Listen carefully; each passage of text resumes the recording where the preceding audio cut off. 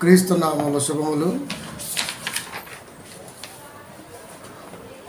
దేవుని పిల్లకు వందనములు. ఆదివారము, పునరుద్ధాన దినము. ఈ సమయంలో మాట్లాడుతున్న అంశం ఆశ చూపించి బోధించకు, లేదా నిజం చెబితే వినరా. ఇది టైటిల్. ప్రియమైన దేవుని పిల్లరా, అక్రమము విస్తరించుట చేత అనేకుల ప్రేమ చల్లారుతుందట. అక్రమం అంటే క్రమాన్ని తప్పించటం. క్రమాన్ని తప్పించి వాక్యం చెప్పటం వలన ప్రేమ చల్లారుతుంది అన్నాడు.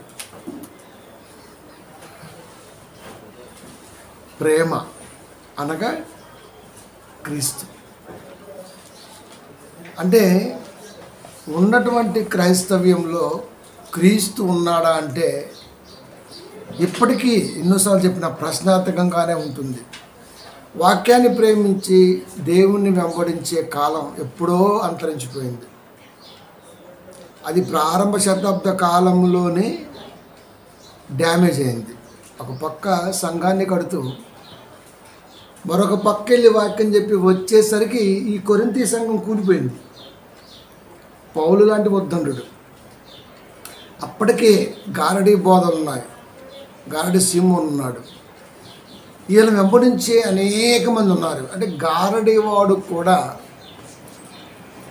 దేవుణ్ణి అడ్డం పెట్టుకొని స్వార్థికుడిగా చలామణి అవుతున్నాడు.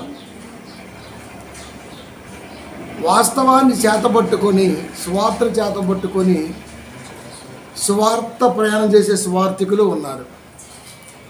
జనాలకి దేన్నైనా సరే క్యాల్కులేట్ చేయటం వచ్చు, కానీ వాక్యాన్ని మాత్రం అంచనా వేయటం చేత కావట్లా ఎప్పటికీ కూడా. అందుకే మీరు చూడండి, మనం ఏది చేసినా, మనం ఏ పోస్టర్ చేసినా ఫస్ట్ నుంచి సంఘ స్థాపన దగ్గర నుంచి మన పిల్లల ఫోటోలు ఖచ్చితంగా ఉంటాయి. నేను ఉన్నానంటే నా పక్కన ఉండాలి, అంతే. కానీ మెజారిటీ సంఘాల్లో ఇది ఉండదు. ఉంటే పాస్టర్ అన్న ఫోటో ఉండదు, లేకపోతే మ్యూజిక్ అనే ఫోటో కూడా ఉండదు. అప్పుడు మ్యూజిక్ అనే ఫోటో కూడా వేస్తారు. మిగతా వాళ్ళు వేయరు. కింద సంఘ సభ్యుల సహకారంతో అని పెడతారు, అంతే. అక్కడ మనకి క్లాష్ అవ్వదు, అక్కడ మనకు ప్రాబ్లం రాదు. పొరపాటుని ఎక్కడన్నా ఫోటోలో చిన్నగా పడింది అనుకో, చూసిన అయ్యగారు నా ఫోటో చిన్నగా వేసింది అంటారు. ఏడొచ్చింది ప్రాబ్లం. అని ఇప్పుడు మనిషి ఏం చూస్తున్నాడు చెప్పండి? ఒక ఆశ ఉంటుంది వాడికి. ప్రియమైన దేవుని పిల్లారా, ఎగ్జాంపుల్గా చెప్పాను. కనుక బోధ ఎప్పుడు కూడా ఆశ చూపించి బోధించకూడదు. ఆశ చూపించడం అంటే నేను ఎప్పుడు చెప్తా. ఒక ఆయన అడిగాడు, ఎవడో కాదు బొంకూరు చేయనే స్టార్ట్ మన వాట్సాప్లో వస్తుంది. నేనేమో వర్క్లో ఉన్నా, నైట్ 2 అవుతుంది. చూసిన ఏదేదో పెట్టాడు. చదివిన కొంచెంసేపు చదివి ఆయన దాంట్లోంచి ఒక పాయింట్ తీసి అదే నా పుస్తకం గురించి మాట్లాడుతూ పెట్టాడు. 19-12 వార్త వార్త పెట్టుకొని వచ్చి నేను 1 కొరింథీ 6:9-6:19 ఆడంగితనం గలవారు అని ఉంది. నపుంసకులు, పురుష సంయోగులు, ఆడంగితనం గలవారు అని దేవుడు మాట్లాడుతూ ఉంటాడు. మంచిది, నపుంసకులు అనగానే ఏదేదో చెప్పే బాగానే ఉంది.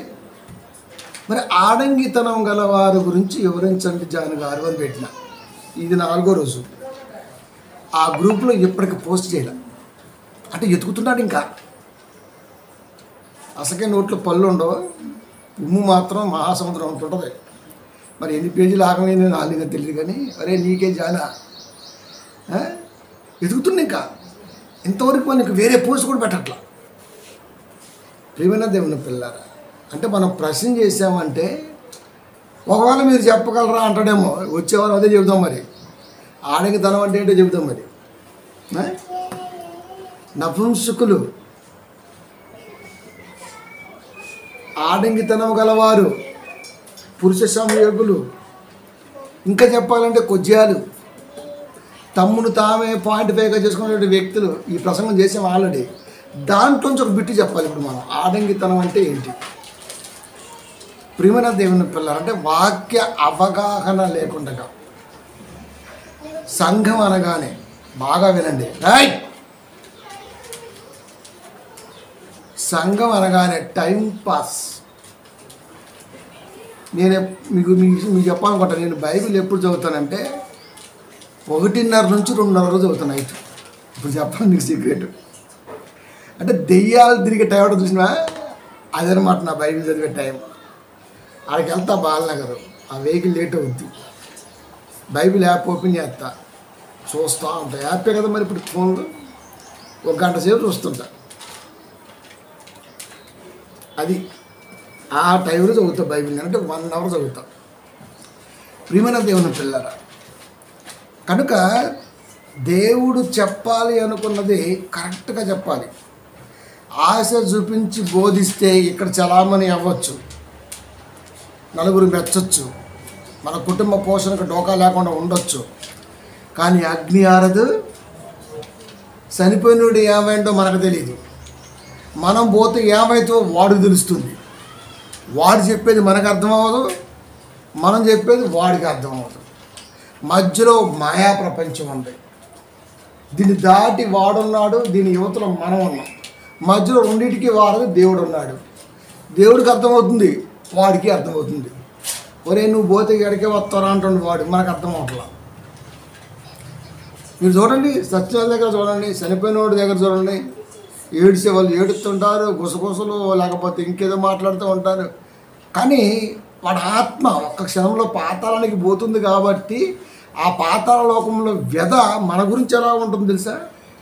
అందుకే మత్తయి సువార్త 16:20 రాసిన మాట అదే. అయ్యా నాకు 5 సహోదరులు ఉన్నారు. ఇప్పుడు వాళ్ళు ఏం చేస్తున్నారు? నేను నేర్పిన బాటలో వెళ్తున్నారు, తింటున్నారు, తిరుగుతున్నారు, ఒకరినొక దుమ్మికి వెళ్తున్నారు. ఆ పరిస్థితి అలాగే ఉంది. కానీ నేనేమి ఇక్కడేమో డేంజర్లో ఉన్నా. వాళ్ళ అన్న డేంజర్ ఉన్న సంగతి ఇలా తెలియట్లా, వాళ్ళ తమ్ముడు డేంజర్ ఉన్న సంగతి ఇలా తెలియట్లా. అంటే తెలియని భావం ఏదో మనల్ని వెంటాడుతుంది. అది తెలుసుకున్న తర్వాత కూడా ఉపయోగం ఉండదు. అదే నమ్మకం, అదే విశ్వాసం, అదే బైబిల్. అంతటి సుదీర్ఘమైన ఆలోచన కలిగి బైబిల్ మీద దృష్టి పెట్టే విశ్వాసి కానీ, దాన్ని తప్పించటానికి ఏ ఆశ చూపించకుండా బోధించే బోధకుడు కానీ దేవుడికి కనబడట్లేదంటే మీరు నమ్మాలి కదా. అందుకని ఆశలు చూపిస్తూ ఉంటారు. ఆశలు ఒక్కొక్కరికి ఒక్కొక్క స్టైల్ ఆశ చూపించడంలో అవేవి పనిచేయమంటున్నాడు దేవుడు. 2 కొరింథీ 2:1 సహోదరులారా నేను మీ యొద్దకు వచ్చినప్పుడు, ఎవరు మాట్లాడుతున్నా తెలుసా ఈ మాట? పౌలు గారు. సహోదరులారా నేను మీ యొద్దకు వచ్చినప్పుడు వాక్చాతుర్యముతో కానీ జ్ఞానాతిశయముతో కానీ దేవుని మర్మమును మీకు ప్రకటించుచు వచ్చిన వాడను కాను. 2 కొరింథీ 2:1 పౌలు అంటున్నాడు, విశ్వాసులారా, సహోదరులారా, సంఘ బిడ్డలారా, నేను మీ యొద్దకు వచ్చినప్పుడు వాక్చాతుర్యముతో కానీ, వాక్చాతుర్యం అంటే ఇంకా అసలు అయ్యగారు మాట్లాడితే ఇంకా ఫ్లాట్ అయిపోవాలన్నమాట. అంతే. ఇంకా అరే ఇస్త్రీ సొక్క భలే చేసాను, భలే ఉంది, ఎవరు చెంబుతో చేసే ఇస్త్రీ, ఆ టైప్ అనమాట. కారణం లేకపోయినా పొగుడుతాడు అయ్యగారు. ఇంట్లోకి రావడం అబ్బా గుమ్మ వాసన వస్తుంది, ఏ కంపెనీ అగరబత్తి అట్లంతే. ఆర్గానిక్కేనా అది? వీడికి ఎందుకు ఆర్గానిక్ అయితే కాకపోతే ఇప్పుడు ఆర్గానిక్ ఆ ధూప్ స్టిక్ నీకోసం వెలిగించారు ఇంట్లో, అక్కడే మనం ఫ్లాట్ అయిపోతాం. అబ్బా మన ఇల్లు కమ్మటి వాసన అవుతుందని. నిజానికి మన ఇల్లు ఎలా ఉంటుందంటే, ఒకసారి డోర్ తిట్టి ఇంట్లోకి వెళ్ళిన తర్వాత కొంచెం స్మెల్ వస్తుంది, ఎందుకంటే ఎయిర్ పోదు కాబట్టి, సహజం అది. తర్వాత ఏ విషయంగా మామూలు ఫ్రీ అయిపోతుంటుంది. కానీ ఆయన అప్పుడే ఎంటర్ అవుతాడు, మనకు అనిపిస్తుంటుంది కొంచెం స్మెల్ అనిపిస్తుంది, ఎగ్జిట్ ఫ్యాన్ వెళ్దామా, లేకపోతే ఇంకేం ధూప్ స్టిక్ పెడదామని పెడతాం. పొగిడేస్తారు అంతే, అక్కడ స్టార్ట్ అవుతుంది. ఇంకా అది ఎంత విశ్వాసం ఉంటారు. విశ్వాసం ఉంటారన్న సంగతి చెప్పాల్సిన పని లేదు. విశ్వాసంలో ఏమన్నా శృతి తక్కువైతే దాన్ని చెప్పాలి. అది అమ్మా ఇట్లుందని చెప్పాలి. అది చదువుతున్నాడు అక్కడ. నేను మీ యొద్దకు వచ్చినప్పుడు వాక్చాతుర్యముతో కానీ జ్ఞానాతిశయముతో కానీ దేవుని మర్మమును మీకు ప్రకటించుచూ వచ్చిన వాడును కాను. నేను మీ కాడికి ఎలా వచ్చానయ్యా అంటే, ఒక మామూలు వ్యక్తిగా మీరు ఎలా ఉన్నారో అలాగే.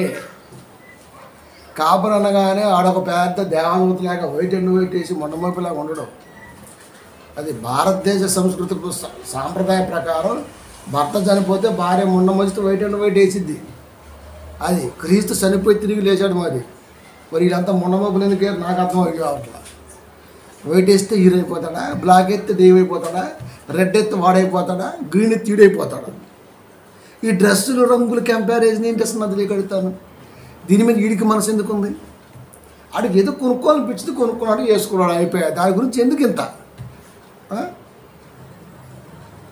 ప్రియమైన దేవుని పిల్లారా, కనుక వాక్చాతుర్యంతో కానీ జ్ఞానాతిశయంతో కానీ దేవుని మర్మమును మీకు తెలపలేదు, చెప్పలేదు. ఎలా చెప్పాను? స్ట్రైట్గా చెప్పాను. ఏ కాపురైనా నేను కథలు లేకుండా, సుత్తి లేకుండా, లోకంలో సొల్లు లేకుండా, అమెరికాలో ఒక ఆమె ఉంది, మ్యాక్సిమం ఆమె ఏదో ఆమె మాకేం తెలుసు, మాకు తెలియదు ఆ విషయాల గురించి. కానీ అవన్నీ చదువుతుంటారు ఇక్కడ. అంటే బైబిల్ ఎవరు బర్నబా లేడా? అలాంటి త్యాగమూర్తులు లేడా? వాళ్ళ గురించి చెప్పడం. ఆ గురించి యోధుడు, ఆ గురించి యోధుడు. ప్రియమైన దేవుని పిల్లారా, దేవుడు తన భక్తుల గురించి రాబోతున్న తరానికి అందాలని వారి గురించి రాయించాడు. ఇది చెప్పురా అంటే నెల్సన్ మండేలా అంటాడు, కింగ్ జాన్స్ అంటాడు, అబ్రహాం లింకన్ అంటాడు, లేకపోతే ఆడంటాడు, ఇదంటాడు. మా దిగురే 300 సంవత్సరాల క్రితం బతికిన వాళ్ళు ఏం చేశారో ఇప్పుడు తెలుసుకోవాల్సిన అవసరం ఏముంది? ఆల్రెడీ థామస్ ఆల్వా ఎడిసన్ గురించి ఎందుకంతా ఎన్నిసార్లు వింటాం? ఆయన ఏం చేశాడు? బలువు కొనుక్కున్నాడు, అగో కనబడింది. ఇక ఆయన ఎంత కష్టపడ్డాడో గంట చెబుతాడు, టైం అయిపోయింది ఇక్కడ. అది కనుక జ్ఞానాతిశయముతో అంటే ప్రపంచ సంగతులన్నీ మా పాస్టర్ గారు తెలుసు. వాడిదే ఫోన్ ఓపెన్ చేస్తే ఆ రీల్స్లో పోస్తూ కనపడుతుంది అంటే మనకి నీకైనా కాదు, మనం మనసు పెట్టడం వాడు పెడతాడు, వాడు ఏరుకుంటాడు కాబట్టి మనం చెబుతుంటాడు. అది అంతే. ఇది జ్ఞానాతిశయం అంటే ప్రపంచ వింతలు, ప్రపంచం జరిగే ప్రతిదీ కూడా సంఘంలో పంచుకోవటం సంఘ బిడ్డల దృష్టిలో జ్ఞానం అనుకుంటారు అని వీడి ఫీలింగ్. నేను అలా అయితే కాదు.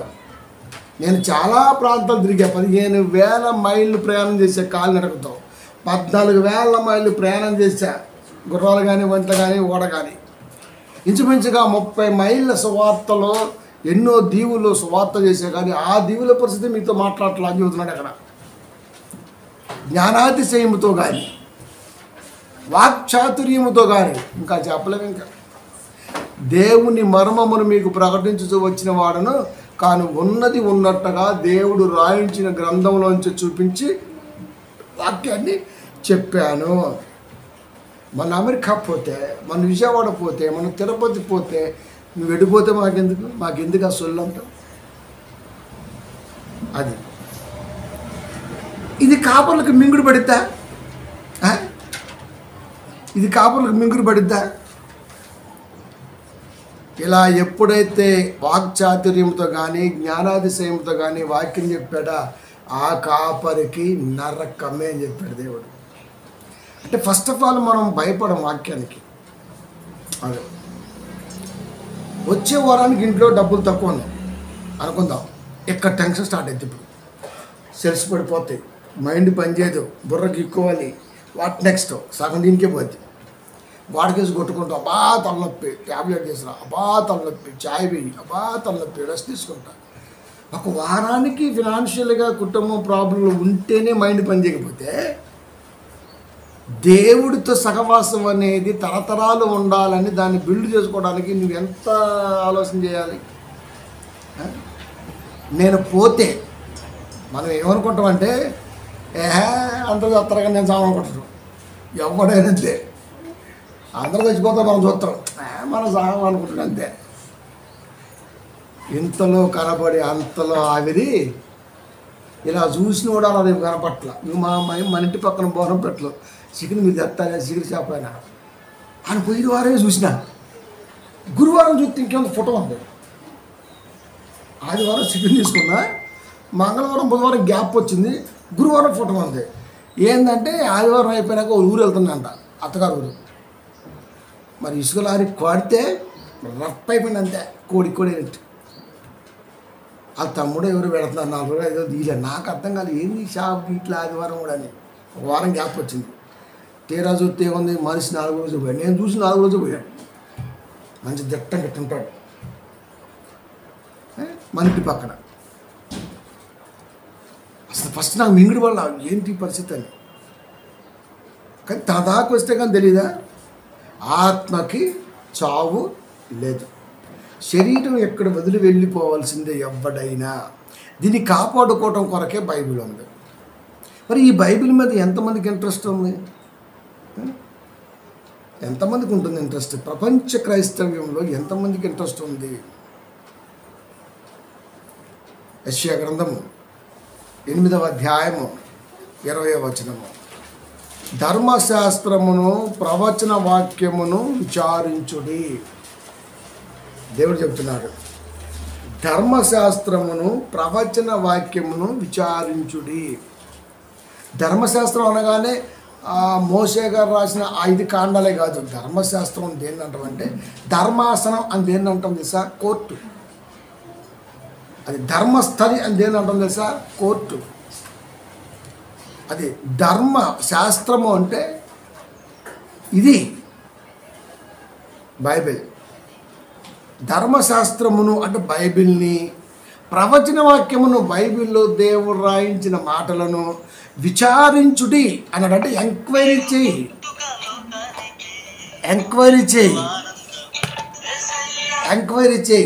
దేవుడు ఇచ్చిన బైబిల్ని, బైబిల్లో ఉన్న దేవుడు రాయించిన మాటలను విచారించుడి. బస్ స్టాపుల్లో, రైల్వే స్టేషన్లో కనబడుద్ది ఎంక్వైరీ.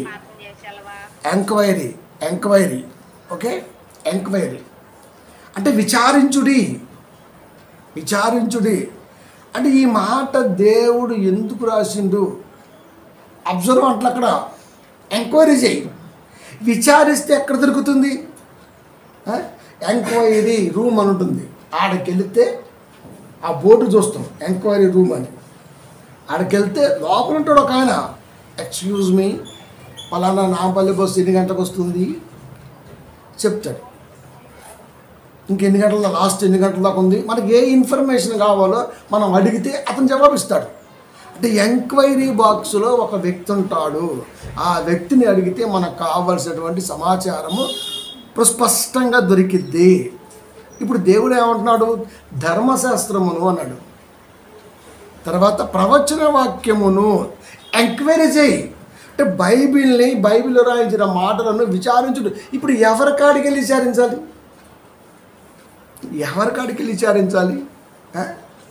అందరూ వాక్చాతుర్యంగాళ్ళే ఉన్నారు, అందరూ పిట్టకలు చెప్పేవాళ్ళే ఉన్నారు, అందరూ విశ్వాసుని పొగిడి గొట్టలో కూర్చోబెట్టేవారు ఉన్నారు.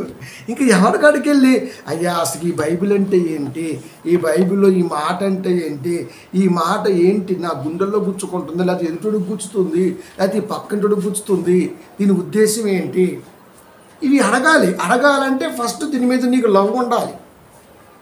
బైబిల్ని ప్రేమించేవాడిగా నువ్వు ఉండాలి. బైబిల్లో మాటలను నువ్వు ఓన్ చేసుకునేవాడిగా నువ్వు ఉండాలి. అప్పుడు ఇది ఎక్కడ దొరికితే ఆన్సర్ అని మనం వెళ్ళి అడగాలి. అంటే ఫస్ట్ దీని మీద మనకు ప్రేమ ఉండాలి. ఈ ప్రేమ మనల్ని ఎక్కడ నడిపించిద్దయ్యా అంటే, దీని అర్థం ఏంటో తెలుసుకునేవాడి కాలు నడిపించిద్ది. అది అంత ఇంట్రెస్ట్ ఉందా? విచారించుడి. ఈ వాక్య ప్రకారము వారు బోధించని ఎడల వారికి అరుణోదయము కలుగదు. పాట రాశాడు, సుధా మధుర కిరణాల అరుణోదయం కరుణామయోని అని రాశాడు. అంటే దేవుడి యొక్క ఉషస్సు జీవితాలకు ఎంత కాంతినిస్తుందో అలా ఆ యాంగిల్ రాసుకుంటూ వచ్చాడు, బాగానే ఉంది. మరి దేవుడు ఏమంటున్నాడు తెలుసా? ధర్మశాస్త్రమును ప్రవచన వాక్యమును విచారించుడి.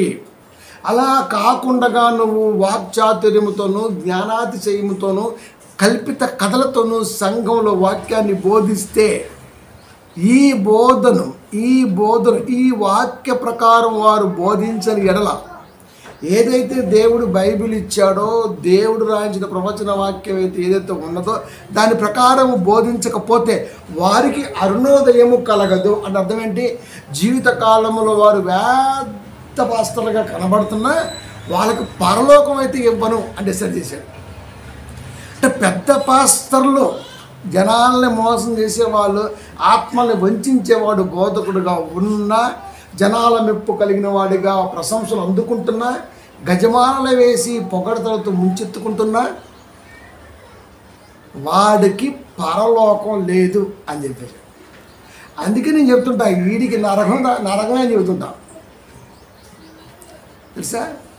ఇప్పుడు మన వాళ్ళు ఏం క్వశ్చన్ చేస్తారు, మన ఆఫ్నాలజీ గాళ్ళు, ఆ పౌలు గారులో అంటున్నాం మూడో అని అడిగిపోయినావు తెలియదు, మూడో ప్రపంచం అంటాడు. పౌలు గారికి తెలియక కాదు, ఆయన బతికుండగానే నా కొరకు నీతి కిరీటం ఉంచబడి ఉన్నది అని చెప్పగలిగిన వ్యక్తికి ఒక వ్యక్తి మరణించిన తర్వాత యాడికి పోయిండో నాకు తెలియదు అన్నాడు. అంతే. ఎందుకు చెప్పండి? నువ్వు ఎవరివి డిసైడ్ చేయడానికి ఆ ప్రాంతంలో ఆ పొజిషన్ ఉంటుంది కాబట్టి ఆయన అడిపోయిండో ఇటుపోయిండో నాకు తెలియదు, తెలిసని చెప్పను ఆ టైపులో అన్నాడు. వాక్యాలను ఎప్పుడు కూడా కలపకూడదు. ఆ సందర్భంలో ఆ పరిస్థితుల్లో ఆ వ్యక్తి ఎందుకు అలా మాట్లాడాడు, అక్కడే వాళ్ళకేం వస్తా అని చెప్పిండు, మగాడికి వచ్చా చూసినా ఆడు రమ్మంటే పోతానా అంటున్నాడు అని వస్తాడు అంతే. అక్కడ వాళ్ళకి ఏం చెప్పాడు? వస్తాను, మా ఖచ్చితంగా వస్తాను చెప్పాడు. మనం నువ్వు ఫ్రెండ్లీగా ఉంటామని చెప్పి వచ్చేసి పిలిస్తే మనం పోతాం, వాళ్ళకి చాలా పనులు ఉంటాయి అని చెప్పాడు ఏదో. ఇప్పుడు వీడి రెండు దగ్గర ఉన్నాడు. ఇప్పుడు వీడు ఏమనుకుంటాడంటే నా ముందే వస్తాను అన్నాడు, ఇప్పుడేమో అట్ట అన్నాడు, రేపు నేను పిలిచేవాడు ఇంతే. అసలు దానికి దీనికి ఏం కనెక్ట్ అయింది? అందుకనే బుర్ర తక్కువ సన్నాసులు విశ్వాసులు అంటే ఇప్పుడు నేను అంటే కంపారిజన్ తెలీదు. ఆ సందర్భంలో అక్కడ మాట్లాడటం కరెక్టే, ఈ సందర్భంలో ఇక్కడ మాట్లాడుతుంది కరెక్టే. యేసుక్రీస్తు వారు మత్తయి సువార్త 10వ అధ్యాయంలో అదే అన్నాడు, మీరు అన్యజనుల యొద్దకు కానీ సుంకరుల యొద్దకు కానీ పోవద్దు. మీరు ఆడిపోవాలి, నశించుచున్న గొర్రెల యొద్దకి మీరు, ఇశ్రాయేలు యొద్దకి మీరు పోవాలి.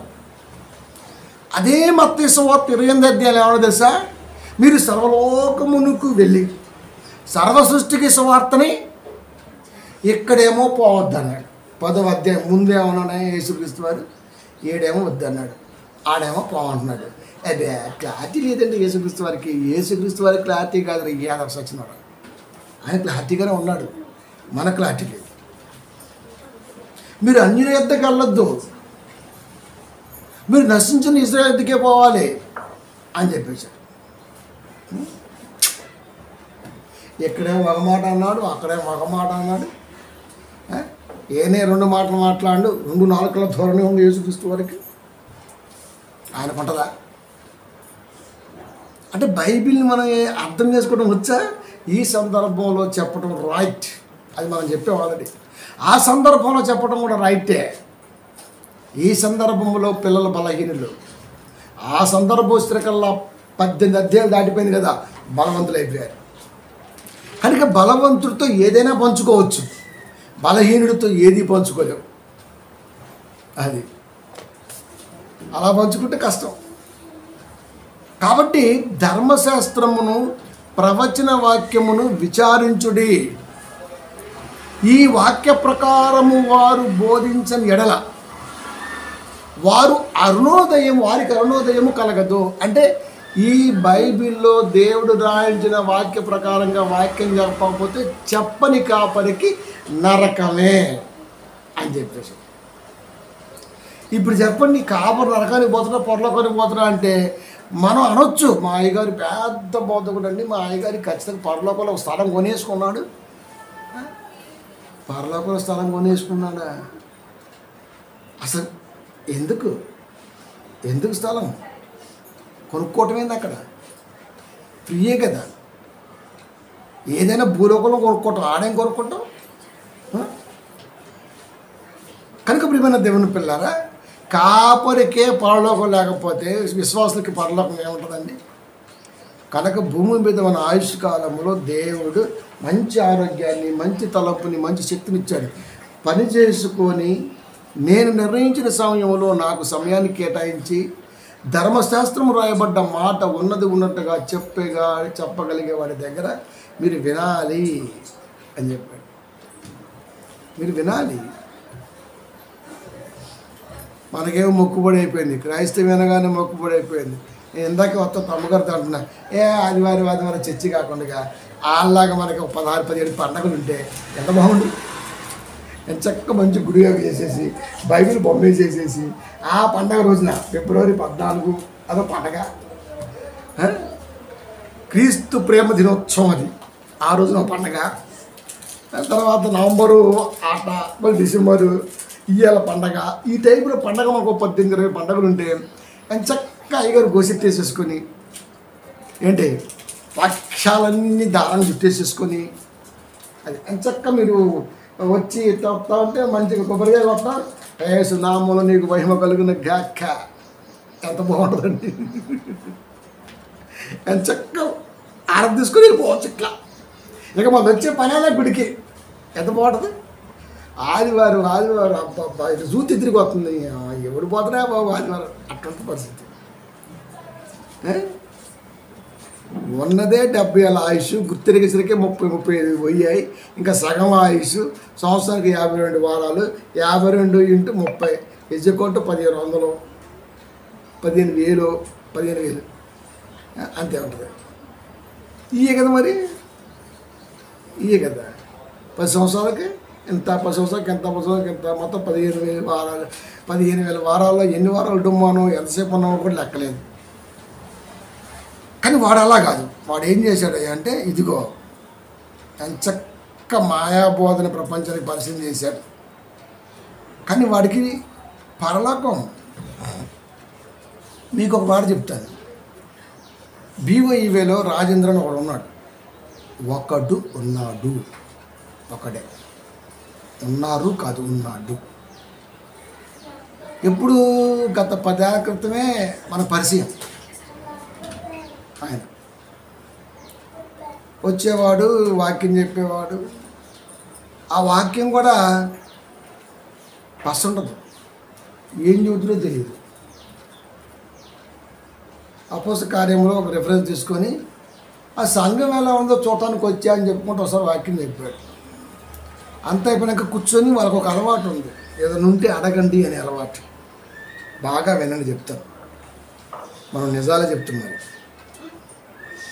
ప్రసంగం అయిపోయినాక వాళ్ళకి ఒక అలవాటు ఉంది ఆ సంస్థకి, ఏదైనా డౌట్ ఉంటే అడగండి అని.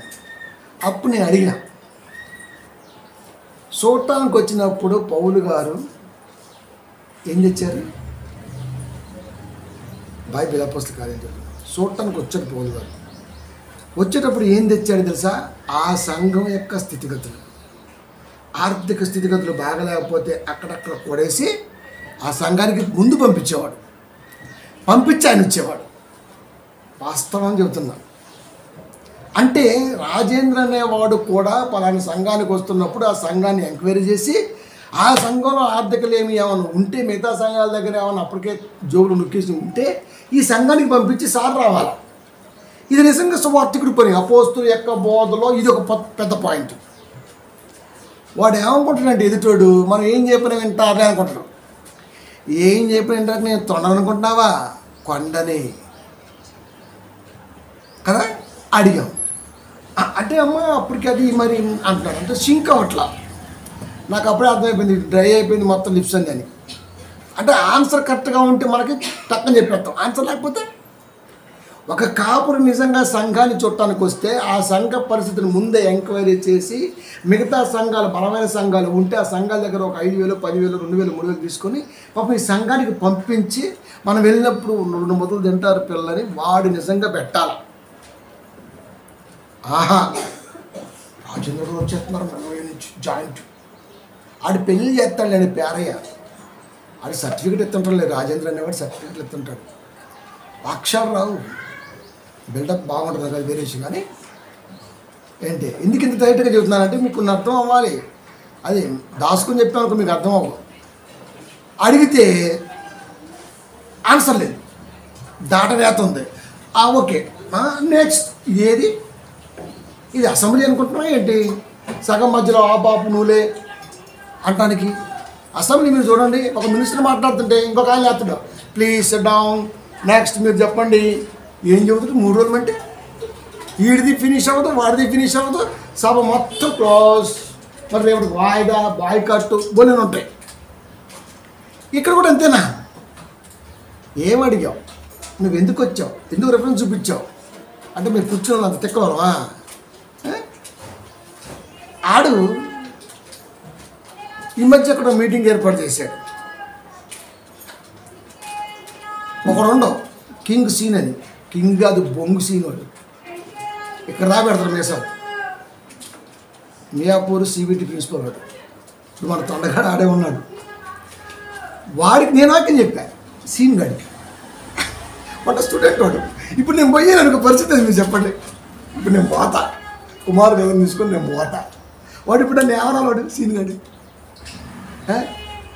అయ్యారు మా గురువు గారు ఇప్పుడు ఈడేవాళ్ళు. నేను వాక్యం చెబితే విని రాసుకున్నాడు వాడు. నాకు అక్కడ పోస్ట్ చెప్తానంటే నేను ఒకటే అన్నాను, నేను ఎవ్వడికాడ పని చేయను.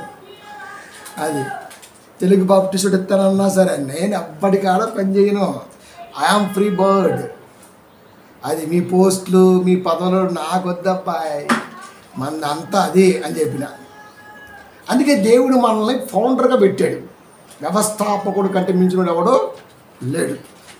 అందుకే ప్రిన్సిపల్ ఇస్తాడు, లేకపోతే జాయింట్ సెక్రటరీ ఇస్తాడు. పోస్ట్ తేడా అంతే, లోపల పాస్ ఏవి లేదు. వాడు పెట్టి కూడా 5 ఏళ్ళు అవుతుంది. మొన్న పెట్టాడు ఆ చలపతిరావు వీళ్ళంతా ఒక బ్యాచ్ అనమాట. మా దగ్గరకు వచ్చేవాడు వాడు. నేను వాక్యం చెబుతుంటే రాసుకునేవాడు కూర్చొని. ప్రియమైన దేవుని పిల్లల ఆడొస్తున్నాడు ఇప్పుడు రాజేంద్ర. ఆడు ఈ సీనియర్ ఆడు కలిసి 6వ వార్షికోత్సవం ఏదో ఫంక్షన్ చేస్తున్నారు. ఏంది ఒక్కడ ఫోటో లేదండి, వాళ్ళిద్దరే ఉన్నాయి. ఆడేమో సెంగోల్ సినిమాలో ఇటు తిప్పిండిగా, వీడేమో ఇటు తిప్పిండి కిందకి. రియల్గా అలా ఉండవు ప్రియమైన దేవుని పిల్లల. మరి మిగతా వాళ్ళు ఏరి పిల్లలు ఏరి బ్యాచ్ ఉంటుంది, ఆ గూపేది లేదు. అంటే ఏ కాడికి వీళ్ళని బాగా నాంచి సంఘాన్ని నాంచి వీళ్ళు ఎదగడానికి వచ్చినోడికి మళ్ళీ స్వాగత హోటలు పెద్ద పెద్ద హోటల్ దానికి 2,000, ఒక నైట్ పడుకోవడానికి 2,000. ఏ ఫుట్పాత్ మీద పడుకున్నా సిల్లిపోటు అయింది. సరే అంత కర్మ కూడా అవసరం లేదు అనుకో. అంటే దీన్ని బట్టి మనకి ఏమర్థం అవుతుంది, హైప్ క్రియేట్ చేస్తున్నాడు కాపరికి. అలా ఆయన బాగా చూసుకుంటే ఈయనకి ఇంకొక పోస్ట్ ఇచ్చే ఛాన్స్ ఉంటుంది. ఎందుకంటే ఈ చేతిలో కొత్త ఉంటుంది కాబట్టి. అంటే ఇది స్వార్థమేగా, ఇది స్వార్థమేగా. ఇలాంటి వాడు ధర్మశాస్త్రాన్ని పరిశీలించి సంఘానికి వాక్యాన్ని ఏం చెప్తాను, ఏ నాయన పొగడ ఆయన నేను పొగడ అందరికి వచ్చిన వాళ్ళకి మళ్ళీ ఇల్లు డబ్బులు వేసుకుంటారు. నేను 10,000 ఇచ్చిన మన భోజనానికి, ఎందుకు చెబుతున్నావు మరి, టైంపాస్ అయిపోతుంది. ఏముండదు అక్కడ మ్యాటర్. యెషయా గ్రంథము 8:16 ఈ ప్రమాణ వాక్యమును కట్టుము, ఈ బోధను ముద్రించి నా శిష్యులకు అప్పగించుము. 20వ వచనం ఏమంటున్నాడు, ధర్మశాస్త్రమును ప్రమాణ వాక్యమును విచారించుడి. విచారించాలి అంటే ఒక పర్సన్ కావాలి. ఆ పర్సన్ గురించి మాట్లాడుతూ 16వ వచనంలో ఈ ప్రమాణ వాక్యమును కట్టుము. అక్కడ ఎవరు ఉన్నారు, ఈ వాక్యాన్ని కట్టు. దేవుడు చెబుతున్నాడు ఈ వాక్యాన్ని కట్టు. ఇంకెవరే ఉంది? యెషయా గారే కదా. యెషయా గారు చెబుతున్నాడు, ఈ వాక్యాన్ని స్థిరపరచు, ఈ వాక్యాన్ని కట్టుదిట్టంగా ఉంచు, ఈ బోధను ముద్రించి. ఎక్కడ ముద్రించాలి? అప్పుడు ముద్రణా యంత్రాంగం లేదుగా, అది ఎప్పుడో 1648లో వచ్చింది జాన్ గూటన్బర్గ్ ద్వారా. మరి అంతకుముందు లేదుగా. ముద్రించి అనగానే ముద్రా యంత్రంతో గుద్ది అని కాదు అర్థం, అక్కడ స్థిరపరిచి అని అర్థం. అది ఓకే. కొన్ని పదాలు ఉంటాయి చూడండి, ఎంత జాగ్రత్తగా ఉంటాయో. ఈ బోధను ముద్రించి నా శిష్యులకు అప్పగించుము అంటే నా దగ్గర ఉన్న దాన్ని జాగ్రత్తగా వారికి, శిష్యులకి అప్పగిస్తే అప్పుడు ఎంక్వైరీ శిష్యుల కాడికి వచ్చి చేయాలి. అది అంటే శిష్యులు అనగానే బోధక లిస్టులో ఉన్నారు. ఎంక్వైరీ ఎక్కడ చేయాలంటే బోధకుడు దగ్గర చేయాలి. ఈ బోధకుడు శరీరపరంగా బోధిస్తున్నాడా, ఆశ చూపి బోధిస్తున్నాడా, ఈ డ్రైవర్ తాగి డ్రైవింగ్ చేస్తున్నాడా, నిద్రపోయి డ్రైవింగ్ చేస్తున్నాడా, కళ్ళు నిట్టకు డ్రైవింగ్ చేస్తున్నాడా. డ్రైవర్ ఎప్పుడైనా సరే పొరపాటున కళ్ళు ఇట్ట డ్రైవింగ్ చేస్తుంటే ముందు మనం లేస్తాం మన సీట్లోంచి, ఆడికాడు కూర్చొని పాయింట్ మీద కూర్చొని ఆడిని గోకుతాం. ఇంకా అన్నాని దండం పెడితే అత్తోరింటికి పోవాలి, ఆషాఢ మాసం అయిపోయింది, కొత్త పెళ్లి కొడుకుని వాడితో వాళ్ళకే ఆ టైప్లో ఉంటుంది సంభాషణ. లేకపోతే వాడేమో మంచిగా టన్నుకో నన్ను నిద్రపడుతుంది. ఇంకా డ్రైవర్ తిట్టంగా బలంగా తోలిననుకో చూస్తాం, ఫస్ట్ నిద్రపోతాం, అంతే. టైం చూస్తాం, 3 అయింది, 5:30కి ఊర్లో దిగిపోతాం. మా బామ్మ ఎదురొచ్చేది అంతే, మా యామ ఇప్పుడు ఎదురొచ్చేది అంతే, నిద్రపోతాం మనం. అది నమ్మకం. ఈడే కళ్ళు మెట్టుమెట్లు ఆడుకుంటూ ఈడే డింపుగా ఉండి ఇక మనం నిద్ర పట్టిద్దంటవా. ఇక కొత్త వాటి ఇంటికి పోగానే మంచం అడ్డం పడతారు అంతే. మళ్ళీ నైట్ 1 గంట లేస్తారు, ఇంకా మధ్యలో లేవడే. ఇక అది అక్కడ పరిస్థితి ఇప్పుడు మనది. ఏమైనా దేవుని పిల్లారా, కనుక శిష్యుల కాడ ఉంది, నువ్వు ఎంక్వైరీ చేయి. వాక్యం ఉందా లేదా, ఉంటే ఎలాంటి వాక్యం ఉంది? వీడు నన్ను పొగుడుతున్నాడా, దేవుడి మాటను చెబుతున్నాడా?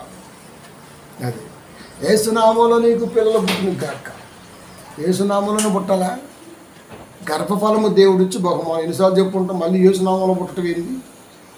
ఎన్నిసార్లు చెప్పుకుంటాం. ఎర్రసీర కట్టుకుని ఏమైనా భార్య అయిపోయింది. ఇప్పుడు ఎన్నిసార్లు చెబుతావు ఆ మాట? పచ్చర కట్టుకొచ్చినప్పుడు మళ్ళీ ఇప్పుడు చదువుతుంది పచ్చర భార్య. ఇప్పుడు సేరం చూపించి మీ ఆమె చూపించడం ఎందుకు? ఏమో మా ఆమె అంటే అయిపోద్ది కదా. డ్రెస్ ఎందుకు మెన్షన్ చేస్తున్నాడు మీరు చెప్పండి. అంటే ఇప్పుడు వాడు అడుగుతాడు, డ్రెస్ ఎంత అయింది, ఏడ కొన్నావు, కేజీలకు కొన్నావా అంటే బిల్డప్. అందుకే దేవుడు చెబుతున్నాడు, ఇది శిష్యుల కాడుంది, ఎంక్వైరీ చేయి, విచారించు. ఆ విచారణలో నీకు అర్థం అవ్వాలా, వాక్చాతుర్యంతో ఉందా, స్ట్రైట్గా ఉందా, ఉన్నది ఉన్నట్టుగా ఉందా, నిన్ను పోయినట్టుగా ఉందా, చర్చి నుంచి వత్త ఆలోచన వచ్చావా, హ్యాపీగా వచ్చావా, ఇది ఎంక్వైరీ చేయి. అలా నువ్వు చేయకపోయినా, వాడు చెప్పకపోయినా అరుణోదయం మీకు కలగదు. అంటే ఉదయించడు సూర్యుడు అంటే అర్థం ఏంటి? అగ్ని ఆరదు, పురుగు చావదు, వెళ్ళిపోద్ది. అపోస్తల కార్యములు 17:11.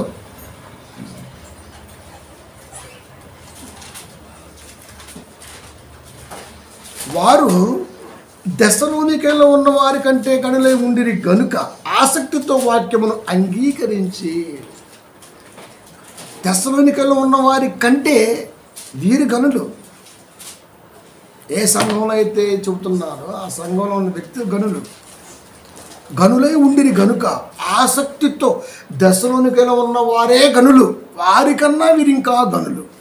అంటే ఇదే విషయంలో ఆస్తిపాస్తుల్లో కాదండి, వాక్యాన్ని అబ్జర్వ్ చేయటంలో, దేవుణ్ణి వెంబడించటంలో ఘనత అనేది దానికి సంబంధించింది. వేసే బట్టను బట్టో, పెట్టే వాచ్ని బట్టో, ఉండే ఇంటిని బట్టో. అంత గొప్ప ఇల్లుని నిజంగా దేవుడు నాకు ఇచ్చింది అట్లంతే.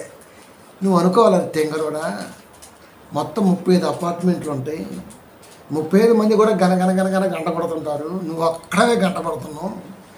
సొల్లు. మరి వాళ్ళు ఏమనుకోవాలి?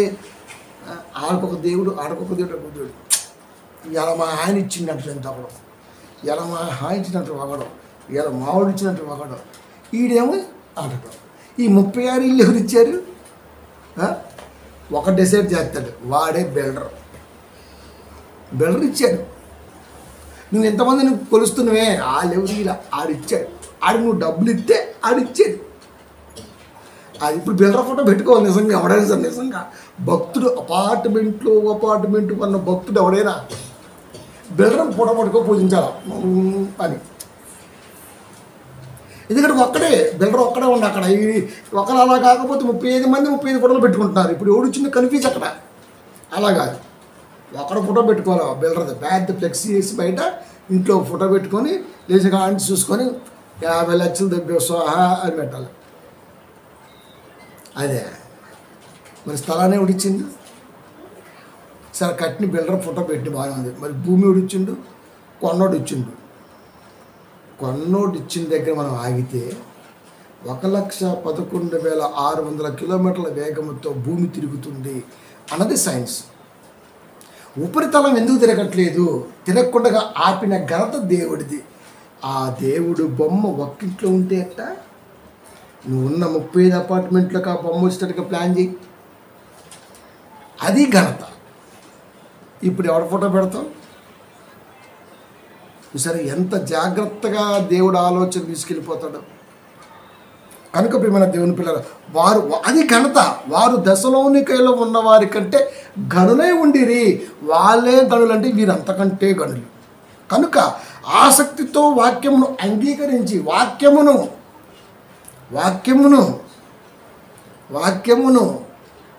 చెప్పే వ్యక్తులను కాదు, వాక్యం చెప్పే వ్యక్తి మీద రెస్పెక్ట్ ఉంటుంది. కానీ వాక్యాన్ని అంగీకరించడంలోనే మనకు నిజంగా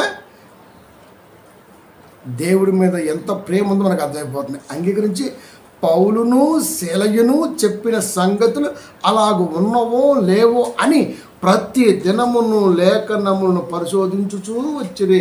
పౌలు గారు చెప్పారు, శీల గారు చెప్పారు, ఇలా ఉన్నాయా లేవా, అంతే. ఉన్నాయా లేవా, ఇది ఉంటే అలాగే ఉందా, వాక్యాన్ని కలిపి చెరిపి అనేకుల వలె ఉన్నారా వీళ్ళు లేరా, ఉన్నట్టుగా బోధిస్తున్నారా లేదా అంటే అబ్జర్వ్, ఎంక్వైరీ, శ్రద్ధ, ఇవన్నీ కూడా నిజంగా దేవుడి దగ్గరికి ఉండడానికి మంచి అవకాశం ఏర్పడుతుంది. ఇంత అబ్జర్వేషన్ ఎవరికి ఉంటుందండి? అది నా కాడ కూడా ఇలాంటి 15 డైరీలు ఉన్నాయి. అరుణ్ కుమార్ గారు చెప్పి 15 ఎంతంత బర్రె రాశారు. రాత్రి ఎందుకుంటాం మరి? ఒక ప్రసంగానికి 7-8 పేజీలు రాత్రి ఎందుకుంటాం చెప్పండి. 5-6 ప్రసంగాలు 10 ప్రసంగాలు ఒక డైరీ అయిపోద్ది అంతే. చెబుతుంటారు అంతే. ఇవన్నీ నేను దేవుడి దగ్గర మొత్తం రాసుకుని నోట్ చేసుకుని ఏముందో అర్థమైతే రావాలి. అది మనకు దేవుడు 66 పుస్తకాలతో అది ఇచ్చాడు. ఇది ఎందుకు పెట్టుకుంటామంటే ఇవంతా ఒకసారి చెప్పలేము. కనుక దేవుడు చెప్పాలనుకున్న ఒక మాట ద్వారానే ఆ రోజున మనం మాట్లాడుకోవడానికి అవకాశం ఉంటుంది కాబట్టి డైరీ పెట్టుకుంటాం. నిజానికి మనకి ప్రామాణికం అనేది బైబిల్ మాత్రమే, ఇది కాదు. దీంట్లో నుంచి వడపోసి దేవుడు ఈ రోజున ఏం అడగాలనుకోండో, అమ్మ బెండకాయ కూర వండవే అంటే బెండకాయకి సంబంధించినవి వండుతూ ఇంట్లో అన్నీ ఉంటాయి. ఆల్రెడీ దోసకాయలు బెండకాయలు అన్నీ ఉంటాయి. పిల్లలు అంటారు, అమ్మా ఈరోజు కొంచెం పప్పు సార్ చేయమ్మా అంటారు. అప్పుడు ఆలోచించి తల్లి పప్పు ఉంది అది. సో మెయిన్ ఇంగ్రీడియంట్ అంటే పప్పు. దానికి ఏం కావాలో చూస్తాడు, దాంట్లో ఇంకేమైనా యాడ్ చేద్దామా అది. సో మనకు మెయిన్ ఏదైనా ఉందంటే ఇదే బైబిల్. దీంట్లోంచి ఈ రోజున పప్పు చారు, ఉప్పు చేప, పచ్చిమిర్చితో చట్నీ, ఏదైతే మనం ఇంట్లోంచి ఒక్కొక్క పూట ఒక్కొక్కటి వండుకున్నట్టుగా ఒక్కొక్క వారం ఒక్కొక్క కాన్సెప్ట్ని దీని ద్వారా తెస్తున్నాం మనం. మెయిన్ ఏంటంటే ఇదే, ఇది కాదు. నా దగ్గర బైబిల్ ఉంది అని చూపించాలి, నా దగ్గర డైరీలు ఉన్నాయి అని చూపించుకోవాలి. చుట్టాలకి మరి, ఎస్పెషల్లీ చుట్టాలకి మరి. కనుక ఇదంతా అటైపోయినమాట. పౌలును శీలయును చెప్పిన సంగతులు అలాగ ఉన్నవో లేవో అని ప్రతి దినమును లేఖనములు పరిశోధించుచు ఎవ్రీడే అబ్జర్వేషన్ చేశారు. ఎవ్రీడే వాళ్ళు చెబితే ఇంటికి వెళ్ళిన తర్వాత విన్నారు. ఇవాళ మనకు టెక్నాలజీ పెరిగిపోయింది. మంచిగా యూట్యూబ్లోకి వెళ్ళి యూట్యూబ్లోకి వచ్చేస్తుంటుంది, జాగ్రత్తగా వినొచ్చు. ఇంకా చాలా దగ్గరకు వచ్చేసింది మనకి. ఆ రోజు మనకు అది లేదు, మరి కరెంటు కూడా లేదు, వాళ్ళకి లైట్తో కావాల్సి వచ్చేది. మనకు అలా కాదు, చెవుల్లో పెట్టుకొని ఆడియో వినొచ్చు అంతే మనం ఇయర్ ఫోన్తో. కనుక తేలికైపోయింది మనకి, అందుకనే సులకన అయిపోయింది బైబిల్ కదా. కనుక ప్రతి దినము అంటే కాపరి మీద గౌరవం అయితే ఉంది, కానీ వాక్యం మీద అంత ప్రేమ ఉంది. అందుకే వాళ్ళు వాక్యాన్ని అలా చూడగలిగారు. వాక్యాన్ని చూసిన వాడే విశ్వాసి. అది తెలుసా, వాక్యాన్ని చూసిన వాడే విశ్వాసి, వాక్యాన్ని ప్రేమించిన వాడే విశ్వాసి. మిగతా వాళ్ళు కాదంటే చెబుతుంది వాక్యం కాదని, ఇంకేంటి చెప్పినా కదా. ఇంత రాశాడు అంతే, బొంకూరు జాన్ ఆల్రెడీ ఎప్పుడో పెట్టిన వాడి మీద నేను, అది వాడి మీద టైటిల్ కూడా ఒకటి పెట్టి వాడి మీద అటక మీద పెట్టిన, సత్యాన్ని అటక ఎక్కించి కాన్సెప్ట్గా ఉంది, బొంకులను పెట్టిన. అంటే వాళ్ళిద్దరు అన్నమాట. ప్రియమైన దేవుని పిల్లారా,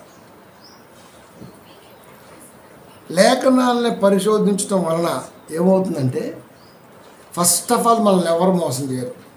ఇప్పుడు ఫైనాన్షియల్గా మోసం చేశారనుకోండి, మనం రికవర్ అవుతాం. కొన్ని ల్యాండ్ పరంగా మోసం చేశారనుకోండి, దేవుడి కుప్పం బట్టి మనం కొనుక్కుంటాం. లేదా ఇంకేదైనా పరంగా జరిగిందనుకోండి, దాన్ని ఎలాగైనా సరే మనం రెక్టిఫై చేస్తాం. కానీ వాక్యం దగ్గర మోసం జరిగితే అది ఎప్పటికీ తీరంది. ఎందుకంటే ఆ వారం వాడి మైండ్లో అది ముద్రించబడింది. ఆ ముద్రించడానికి ముందే బైబిల్ కాడకు వచ్చి చూడాలి, ఇది ఎంతవరకు కరెక్టు, ఇది కాదు, ఇది అవును, ఇది ఇలా కాదు, వీడు శరీర బోధ చేస్తున్నాడు, వీడితో మనకు వద్దు, వెళ్ళిపోవాలి. లేకపోతే రోజు లోపలికి వెళ్ళి కూర్చుంటుంది, అది ఇష్టమైపోద్ది. అది కనుక ప్రియమైన దేవుని పిల్లారా, లేఖనాలను పరిశోధించడం వలన మనం ఎవరికైనా చెప్పాల్సి వచ్చినా, ఎవరైనా చెప్పినా మనం వినాల్సి వచ్చినా ఖచ్చితంగా ఫస్ట్ ఆఫ్ ఆల్ మనం సేఫ్ జోన్లో ఉంటాం. అందుకే నేను అంటుంటా, ఎవడైనా నాకు వాక్యం చెప్పమని వింటా, కానీ అందుట్లో కాస్త ట్రాక్ తప్పిందనుకో నీ తాడ తీస్తా. అది ఎందుకంటే దానికి నాకంటే వాక్యం అంటే ఇష్టం కాబట్టి. అది ట్రాక్ తప్పిందనుకో, ఇలా కూడా చెప్పొచ్చు అనమనుకో, ఎలా చెప్తూ మీ ఊరు పోవాలి, ఇలాగే పోవాలి, నీ ఇలాగే పోతారంటే ఎలా పోతావు? ఎలా పోతావు? ఒక ఊరికి 10 దారులు ఉంటాయండి, ఒక ఊరికి 10 దారులు ఉంటాయి, కానీ పరలోకానికి ఒకే దారి ఉంటుంది. అది ఆ ఊరు చెప్పాడు కదా ఎబ్రిలో 11లో, వారు ఏ దేశం నుండి వచ్చిరో ఆ దేశానికి తిరిగి వెళ్ళాలంటే ఆ దేశానికి జ్ఞాపకమందు ఒకటే మార్గం. వీడేమో లోక సమాధానం ఊరి గురించి మాట్లాడతారు. లోక సమాధానం ఊరిలో 100 ఉంటాయి బొక్కలో. ఇప్పుడు రాజ్య కొరకు రావాలనుకోండి, ఇటే రావాలా, ఇటు రాకూడదా, పైనుంచి రాకూడదా? డబ్బులు ఎక్కువ ఉంటే ఏమో నుంచి దిగొచ్చు కదా హెలికాప్టర్ నుంచి. అది వీళ్ళందరూ నడిచే దారులు నాకు నచ్చలా అని చెప్పేసి ఒక 100 కోట్లు ఖర్చు పెట్టి హెలికాప్టర్ కొని పైనుంచి దిగు పారాషూట్ వేసుకుని వద్దున్నాడు. అలా కూడా రావచ్చు. ఈ రాక్కి కౌంట్ ఉండదు. నేను ఒకటి ఆలోచిస్తే ఇంకో ఆలోచిస్తాను. కాబట్టి ఇలా రావచ్చు. మన వాళ్ళు చెప్పటం ఈ ఊరి సంగతి చెబుతుంటారు. ఈ ఊరికి దారులు లెక్క రాదు, ఆ ఊరికి. అందుకే ఒకే ఒక దారి. కాబట్టి ప్రియమైన దేవుని పిల్లారా, దాన్ని దృష్టిలో పెట్టుకునే మాట్లాడాలి మనం కదా. ప్రతి దినము లేఖనాలు పరిశోధించడం వలన ఫస్ట్ మనం మోసపోము, రెండోది మనల్ని ఎవడం మోసం చేయలేడు. ఆత్మానుసారం. అది అబ్బా మా చర్చిలో అయితే అసలు ఎంత పగేసినట్టుగా ధూపం ఎంత బాగుంటుందో, ధూపం ఎంత చర్చి ఎందుకు అవుతుంది, అది అవుతుంది, ఇది ఎందుకు అవుతుంది అది చెప్పడం మీరు చూడండి. పక్కన చూద్దామా, 2వ పేతురు 1:19. మరియు ఇంతకంటే స్థిరమైన ప్రవచన వాక్యము మనకున్నది.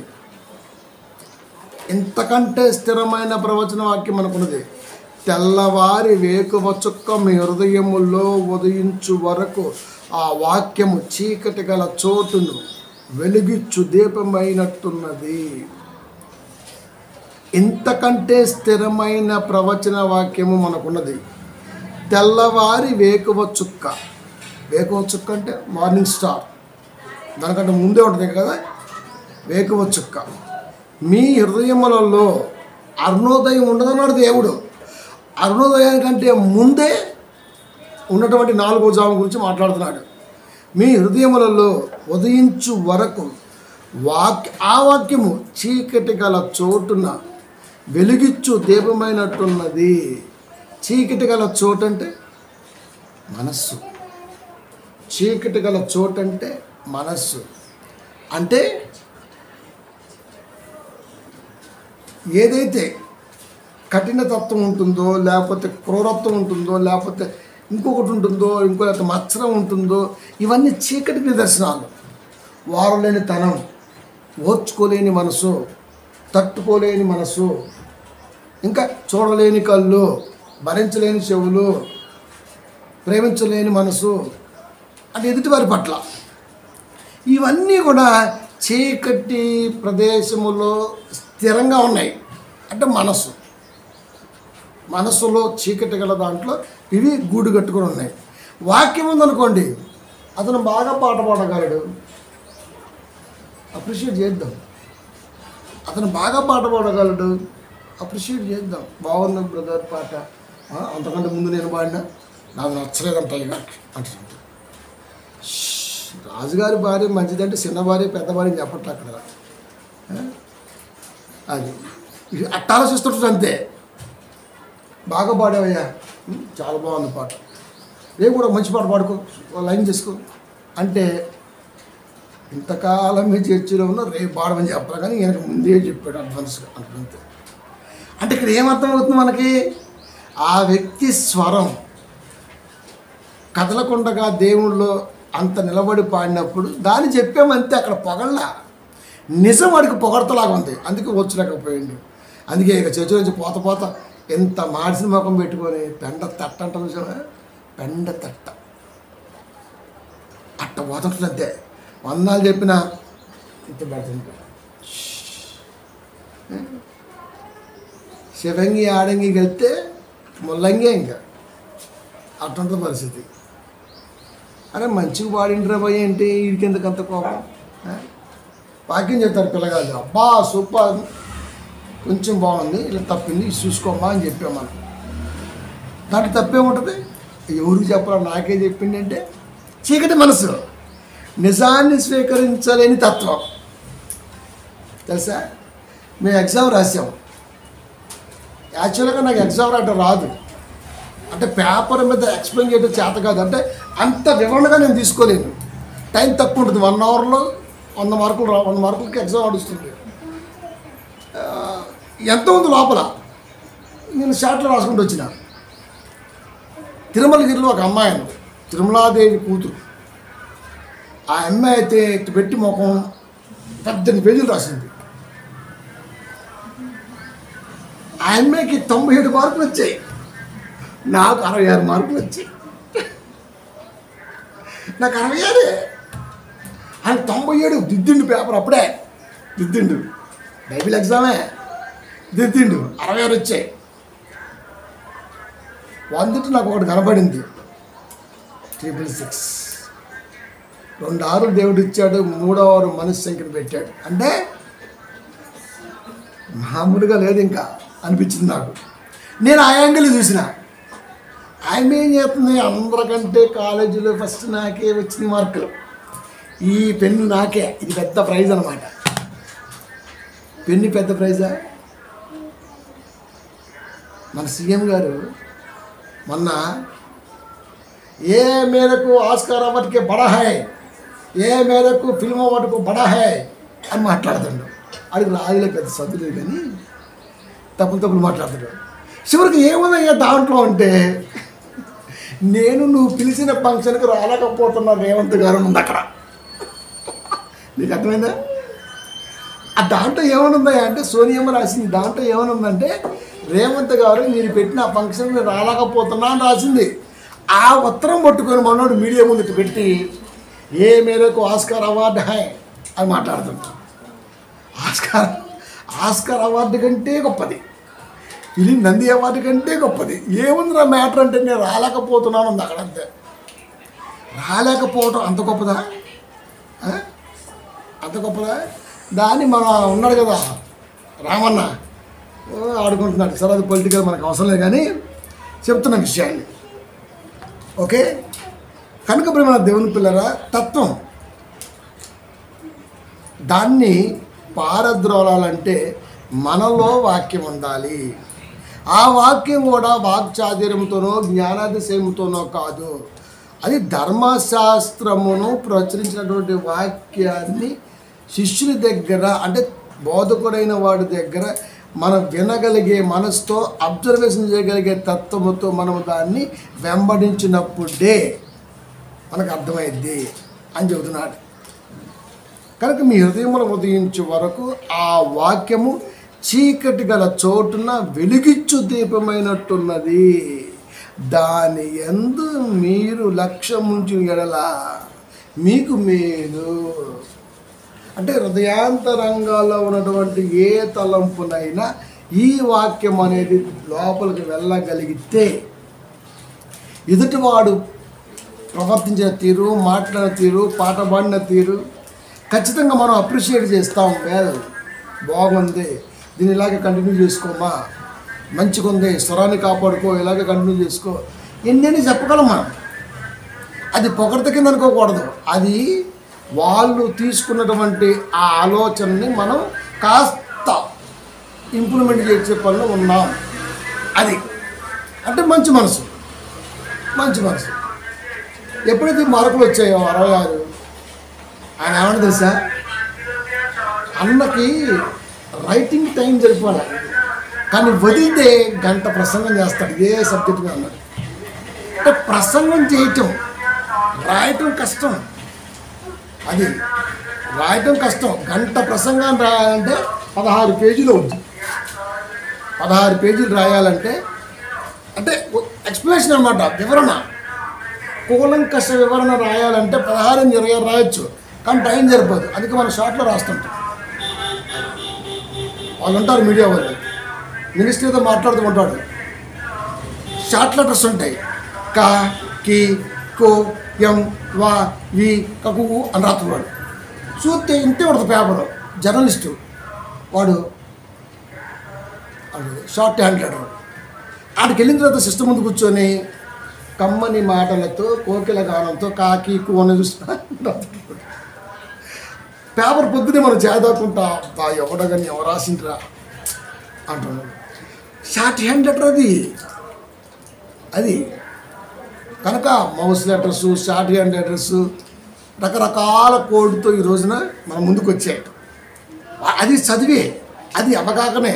వాడు మాట్లాడిన గంట ప్రసంగాన్ని 4 లైన్లు రాస్తాడు, కీ, కో, ఎం, యా, సు, ఆ, ఉ అని, అంతే. దాన్ని టకటక మెయిన్ పాయింట్ రాసేస్తారు అంతే. ఇది ఎలా వచ్చిందయ్యా అంటే దాని మీద వాడు గ్రిప్పు సంపాదించాడు. సో అడిగింది ఎగ్జామ్ మనం అంతగా రాయకపోయినా ప్రసంగం చేయడానికి వచ్చినప్పుడు దాన్ని ఖచ్చితంగా ఎక్స్ప్లెయిన్ చేయగలం. అది ఆయన చెప్పాడు. నేను మార్కు తక్కువ నేనేం ఫీల్ అవ్వట్లా, ఆయన ఫీల్ అవ్వాల మార్కులు తక్కువ వచ్చినాయి అని. ఆయన అది చూశాడు, నేను 3R నేను ఇంకొకటి చూసుకున్నా. అంటే ఒక కాపరి పిల్లల్ని అబ్జర్వ్ చేస్తాడు. అది 97 మార్కులు వచ్చిన అమ్మాయికి నెక్స్ట్ డే ప్రసంగం వచ్చింది. ఇక అంతే అంగం షడక్కాలు అంటుంది అంతే. మరి ఏ బాధ, కొంతమంది రాయగలరు, కొంతమంది చెప్పలేరు. కానీ బైబిల్ కాడికి వచ్చేసరికల్లా ఎక్స్ప్లెనేషన్ ఉంటుంది చూసారా, చెప్పడం అనేది ఇది ఖచ్చితంగా అవసరం. బోర్డు మీద రాసేది టీచర్, అక్కడ చెప్పాల్సిన అవసరం లేదు, టీచర్ మాట్లాడాల్సిన అవసరం లేదు. సూత్రం తీసుకొని రాసుకుంటూ వచ్చి చెప్పి వెళ్ళిపోవచ్చు. అది అక్కడ అది సెట్ అవుతుంది, ఇక్కడ అది సెట్ అవుతుంది. కాబట్టి దేని ఎలా మలసాలో అలా మలస్తానికి ప్రయత్నం అనేది శిష్యులు నేర్పుతారు, చూసుకోండి అని చెబుతున్నాడు దేవుడు. అపొస్తల కార్యములు 11:1 అన్యజనులు దేవుని వాక్యమును అంగీకరించితరని అపోస్తులను యోదయ ఎన్నంతటను ఉన్న సహోదరులు వినరే. అన్యజనులు దేవుని వాక్యాన్ని అంగీకరించారు. ఒక వ్యక్తి యేసయ్య మాటను అంగీకరించాలంటే తాయలు చూపిస్తే అంగీకరిస్తారా? అలా చూపించారు కాబట్టే మత మార్పిడి అన్నాడు, వాపసి అన్నాడు. ఈ రోజున బట్టలు వడదీసి కొడుతున్నాడు క్రైస్తవ బోధకుల్ని. దాంట్లో నాకు తప్పేమనిపించటం నిజమే. మరి నిజమే, ఆడి కొంపు కాడికి వెళ్ళి నువ్వు వాక్యం చెప్పటం ఏంది? రోడ్ల మీద ఇంటి మీద మైక్ ఎట్టుకొని బాగా ఎట్టుకొని అడిగే పుల్లమ్మ ఎల్లమ్మ ఏదో ఉంటుంది, అటు వేయించి గుడి ఉంటుంది అక్కడ. ఆ గుడి ముందే చెప్పుతూ ఉంటున్నాం. ఆడి సెంటిమెంట్ ఎక్కువ తెలుసా, ఆ సెంటిమెంట్ ఎక్కువ. మన కన్స్ట్రక్షన్ జరిగినప్పుడు మనం ఫస్ట్ చర్చ చేసుకున్నప్పుడు రేకుల షెడ్లో ఒక ఫ్లెక్స్ మొక్కలు ఉంటే బయట తీసుకొచ్చి చేసిన ఆ ఫ్లెక్స్లో ఏదో బొమ్మ కనపడుతుంది, గాలికి లేస్తుంది. ఆ డోర్లో చూసిన ఒక ఆయన మనోడే నాయకన్న ప్రసంగం అయిపోయాక బయటకు వచ్చినాక, అన్న మీరు కూర్చున్న దాని మీద బొమ్మ ఉందన్న చూసుకోవాలన్న. సరే గొడవ చేయొచ్చుగా, ఆయన తెలియదు, తిప్పేసి కూర్చున్న పాప అందరూ కూర్చున్నారు. కానీ అది ఎందుకు వాడికి బాధ అనిపించింది. బొమ్మే కదా ఏమైతే అన్నాం అనుకో, ఆడు అట్టు అవుతాడు. ఓకే అన్న సారీ తీసేసి కొత్త తీసుకున్నాం. అప్పుడు మనం గ్రీన్ మ్యాట్ వేసాం, అప్పుడు ఇంకా ఫ్లెక్స్ ఆపేసాం. అంటే ఎదుటి వాడికి మనోభావాలు ఉంటాయా? ఏం మనకు ఉండవా? వాడికి ఉండవా? మనమే అంటాం అబ్బో ఫ్లెక్స్ ఇంటి మీద బొమ్మకి ఎంత ఫీల్ అవుతుంది ఇలా అంటాం మనం. వాడు బొమ్మను చుట్ల ఆ బొమ్మలో వాడు కొలిసే దేవతనో దేవుడినో చూస్తున్నాం. వాక్యంలో మనం దేవుణ్ణి చూస్తున్నాం, వాడికి వాక్యంలో కనబడితే అక్షరాలుగా అంటున్నాడు. ఇది అన్యులకి క్రైస్తవులకి మధ్య ఉన్నటువంటి సంభాషణ తీరు. ఇప్పుడు దీన్ని మమేకం చేయాలంటే వీడి కాడ ఏముండాలి? పొటెన్షియాలిటీ ఉండాలి. అంత స్టెబిలిటీ వీడి కాడ ఉంది. కాపర్ కాడ వీడు ఏ కాడికి పొగడతా తాయిదాలు. అది చెప్పే కదా, ఇటు పెడతారు మేసాలు కింగ్ సీన్ అని, బొంగు సీన్ అని చెప్పేవాడు నా స్టూడెంట్ చెప్పి మీకు ముందే. ఆడు నా స్టూడెంట్, వాళ్ళు 5 ఏళ్ళు అవుతుంది మియాపూర్లో పెట్టి అంతే. రేపు రాజేంద్ర వస్తున్నాడు, ఆయన ప్రశ్నకి ఇప్పటికే అడ్రస్ లేడు వాడు. ఆ ప్రశ్న కూడా మీకు చెప్పిన. ఇప్పుడేమైంది ఎక్కడుంది అపోస్తల కార్యాలు దీన్ని ఒకసారి ఆ రెఫరెన్స్ చూపిస్తాం మీకు. సంఘాన్ని పరిశీలించడానికి వచ్చే చూడండి ఒకసారి ఫాస్ట్గా అండి. సంఘం తీరు ఎలా ఉందో ఏంటోనని అబ్జర్వేషన్ కోసం ఆ రోజు పౌలు గారు వచ్చారు, ఈరోజు వీళ్ళు వచ్చారు.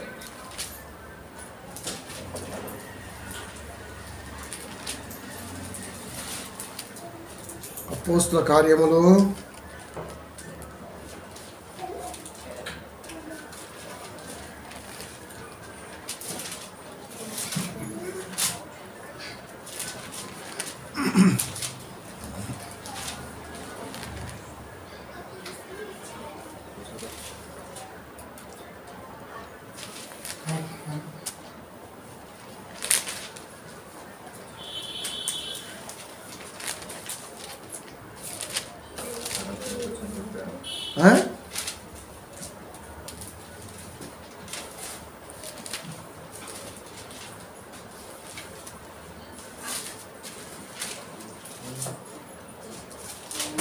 15వ అధ్యాయము 36వ వచనము. కొన్ని దినముల తర్వాత ఏ ఏ పట్టణములో ప్రభు వాక్యము ప్రచురించుతుమో ఆయా ప్రతి పట్టణములో ఉన్న సహోదరుల యొద్దకు తిరిగి వెళ్ళి వారు ఎలాగున్నారో మనము చూతుమని పౌలు బర్నబాతో అనేను. ఇది పాయింట్. 10 ఏళ్ల క్రితం ఒక ఏరియాలో ఇదే రాజేందర్ దీని మీద వాక్యం చెప్పాడు. రాదు వాక్యం చెప్పినా కదా, మీరు కావాలంటే వినండి. అప్పుడు చెప్పిన పౌలు బర్నబా గారు ఏ ఏ పట్టణాలలో ప్రభు వాక్యం విని పిల్లలు ఉన్నారో చూడటానికి వెళదాం అన్న వాక్యం ముందు ఆయా ప్రాంతాలలో ఉన్న పిల్లల కష్టాలు నష్టాలు గ్రహించి బలహీనంగా ఉన్న సంఘాలకు ఆయా ప్రాంతాల్లో బలవంతుల దగ్గర సమకూర్చిన ధన బలాన్ని తీసుకెళ్ళి ఇచ్చి వాళ్ళ మేలు కోరి అది కూడా ఫలించిందో లేదో చూడటానికి వస్తున్నారని చెప్పిన. అంతే, దెబ్బగా నేల లాగాడు అంతే. ప్రోడక్ట్ ఏం చెప్తాడు వాక్యం? ఒక ప్రశ్నకు ఆన్సర్ తెలియనోడు ఏం చెప్తాడు? బిల్డప్ తప్ప ఏమని చెప్పండి. కొత్త పిక్చర్కి పెద్దోడు ఇప్పుడు నేను చెప్పే కదా, అది ఆషాఢమాసం వెళ్ళిపోయింది, ఇప్పుడు ఇంక వెళ్ళిపోవాలి పిల్లంగాడు. కానీ ఆ టైప్ అనమాట ఇది. అదే ఏముండదు, చెప్పాక నిద్రపోయింది. ఇక పాఠం పడుకుంటే మళ్ళీ తెల్లారి 1 గంట 7 అయింది. అది ఇప్పుడు ఆవిడ చెప్పన్నది కొత్త. కనుక ప్రియమైన దేవుని పిల్లలు అబ్జర్వేషన్ అంటే చూసాం మనం, అబ్జర్వేషన్ అది. కనుక అన్యజనులు దేవుని వాక్యమును అంగీకరించుతారని అపోస్తులను యోదయ అనంతటనున్న సహోదరులు వినిరి. అబ్బా, అన్యజనులు కూడా దేవుని మాటను అంగీకరించారన్న సంగతి యోదయలో ఉన్న ఆయా ప్రాంతాల్లో ఉన్న సేవకులు, ఈ సమూహం మొత్తం అబ్బా అనుకున్నారు. అంటే అన్యజనులకి ఎలా చెబితే అంగీకరించి ఉంటారు, ఎలా చెప్పి ఉన్నారన్న సంగతి అందరికీ తెలిసిపోయింది. బా, ఈయన అలా చెప్తాడే ఆ టైప్ అనమాట. అంటే అన్యజనులు కూడా దేవుని వాక్యాన్ని అంగీకరించే రీతిలో ఈ రోజున మనం సేవకులుగా ఉన్నామా, విశ్వాసులుగా ఉన్నామా? రెండు, సేవకుడిగా ఉన్నామా, విశ్వాసులుగా ఉన్నామా? విశ్వాసులేమో ఇంటి పక్కన అటు చేస్తున్నారు, ఆ పక్కన మల్లైనా, ఎక్కువ పక్కన ఎల్లైనా, ఆ పక్కన పొల్లైనా, ఈ పక్కన కర్రైనా, ముందొస్తే మరొకడిని, చుట్టుపక్కల శత్రులు మేము చేసుకుంటున్నాం మనం ఇంటి చుట్టూ. అది ఇక కాపురి సంఘంలోకి వస్తే అది పెట్టద్దు, ఆడబోవద్దు, అది చేయొద్దు, ఇది తినొద్దు, ఇది చూడొద్దు, ఇది అనొద్దు అంటాడు. అంతే. ఎట్లా ఎట్లా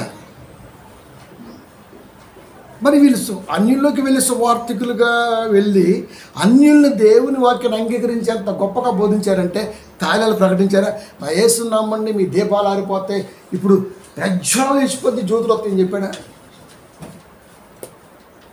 వాళ్ళు వాడే పద్ధతిని, అనుసరించే పద్ధతిని ఎక్కడ డిస్టర్బ్ కాకుండా వాక్యం చెప్పారు. అది డిస్టర్బ్ కాదా? అన్యులు ఎక్కడ డిస్టర్బ్ కాకుండా నిజదేవుణ్ణి వాళ్ళు కనుగొని మళ్ళగలిగారంటే నిజంగా ఆ బోధకుడు ఎంత ప్రయాసపడి ఉంటాడు, ఎంత ప్రసవేదన పడి ఉంటాడు మీరు చెప్పండి. అంతటి కష్టాన్ని ఈ రోజున మరిచి యేసయ్యని నమ్ముకుంటే ఏమైనా జరిగింది. అది ఎందుకట్లా అంటే యేసుక్రీస్తు వారిని జనాల దగ్గరికి వెళ్ళకుండా విశ్వాసులుగా ఉన్నటువంటి వారు, కాపర్లుగా ఉన్నటువంటి వారు కూడా చేస్తున్నారు. తెలుసా మీకు? ఇంతటి లోపాలు పెట్టుకొని దేవుణ్ణి నమ్మండి, చర్చికి రాండి అంటే ఎవడొస్తాడు? అందుకనే అక్రమం విస్తరించుట చేత అనేకుల ప్రేమ చల్లారిపోయింది. ఇలా చర్చి అంటే ఎందుకంత లేదయ్యా అంటే అంతే. అన్యులు ఎందుకయ్యా దేవుని వైపు రాలేకపోతున్నారంటే అందుకే. అది 100 మంది హైందవ సోదరుల మధ్య ఒక చర్చి నిలబడాలంటే నిజాన్ని నిర్భయంగా చెప్పగలిగేటట్టుగా ఉండాలా, వాళ్ళు గ్రహిస్తారు. భయపడవాడు ఏం చేస్తాడో వేరే రకంగా చెప్తుంటాడు, అంటే ఏం అంటుకోడేగా. అలాంటప్పుడు వాక్యం కాడికి ఎలా వస్తారు, వాక్యంలో గొప్పతనం ఎలా తెలుస్తుంది, వాక్యం యొక్క ఉద్దేశం ఎలా వాళ్ళకి బయలుపడుతుంది చెప్పండి. నిజాన్ని నిర్భయంగా వాళ్ళకి అర్థమయ్యేటట్టుగా, అది సైంటిఫిక్గా అవ్వచ్చు, లేకపోతే మరొక రకంగా అవ్వచ్చు, వాళ్ళున్న వాతావరణ పరిస్థితికి మరొక రకంగా ఉండొచ్చు. కానీ ఇక్కడికి రావాలంటే ఎంత కష్టం మీరు చెప్పండి. తాళాలు ప్రకటిస్తే వస్తారండి? 8-10 సామెతలు చెబుతున్నాడు, తాళాలు ప్రకటించుకో. దానికి చెబుతున్నాడు, వెండికి ఆశపడక నా ఉపదేశమును అంగీకరించుడి,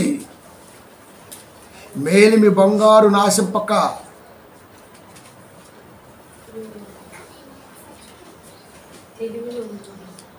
తెలివి నొంతుడి. వెండిని ఆశపడక. వెండి అంటే వెండికి మాకండే, వెండి అంటే అవసరార్థమైన దాంట్లో ఒక భాగం. అది మనీ అవ్వచ్చు, అవసరం అవ్వచ్చు, మరొకటి అవ్వచ్చు. ఇప్పుడు వర్షం వస్తుంది ప్రభా, వాన తగ్గితే బాగుంది. ఇప్పుడు నీకు వాన తగ్గితే అవతల రైతుకు వాన కావాలి, వాడేమో టెంకాల పడుతున్నాడు, నువ్వేమో ప్రార్థన చేస్తున్నావు. బస్ స్టాండ్లో గచ్చ వణుకుతున్నావు ప్రభా, వాన తగ్గాలి ప్రభా. నిన్ను చూడాలా, వాడిని చూడాలా? గొడుగేసుకో, సూట్ వేసుకో, ముచ్చు ముడుచుకో, 10 నిమిషాలు తగ్గిద్ది. ఈ 10 నిమిషాలు వాన రైతు పొలంలో పడిద్ది కదా. ఈ ప్రార్థన మనం చేస్తే ఎదుటివాడికి ఏమైనా ఇబ్బంది అయితే ప్రభు దగ్గర అని ఆలోచించాం. స్వార్థ ప్రార్థన అది. నేను వెళ్ళే మార్గంలో వెలుగుండాలా, వెలుగు లేకపోతే ఏమైంది? అసలు వెలుగు అంటేనే వాక్యం. వాక్యం నీలో ఉన్నప్పుడు నువ్వు వెళ్తుంటే ఆటోమేటిక్గా వెలుగు వచ్చేది కదా. మళ్ళీ వెలుగు ఉండాలా, నాకు మేలు జరగాలి. నీకు మేలు జరగాలంటే వెనకాల కీడు జరగాలనా? ఎలా? మన ప్రార్థన ఎంత నిజాయితీగా దేవుడి కాడ చేరుతుంది. చిచి ఏమనరా బాబు, ఎలా పాలాలి, దీనికంటే అర్థం ఏంటి? వీడికి ఎప్పుడు కావాలో అప్పుడు కురవాలి. ఇక వీడి కుక్క వీడి మాట ఏందో వీడి వానట్టు ఉంటుందండి. చిన్నపిల్లలు ఉంటారు, ఇంత ఉంటారు, ఆ బబ్బులు కానీ పిల్లలు రారా అంటే వాడు రాడు. వస్తారా అండి?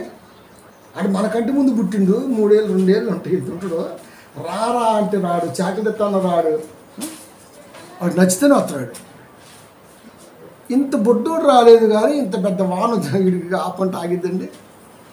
మనం చికాకు పడుతుంటాం, చిచి ఏలపాలు లేదు, ఇవన్నీ కౌంట్ వేస్తుంటాడు, ఏలపాలు లేదా అలా. నీకు ఇచ్చిన ఆయుష్కాలం రోజు పోతుందిగా, కేక్ కట్ చేస్తున్నాగా, సంవత్సరం ఏ సంవత్సరం పుట్టినరోజు అనుకుంటున్నావు? నువ్వు సావుకు దగ్గరైన రోజు. ఎవడైనా సావుకు దగ్గరైన సంవత్సరం రాత్రండి కేక్ మీద రాయుడు పుట్టినరోజే.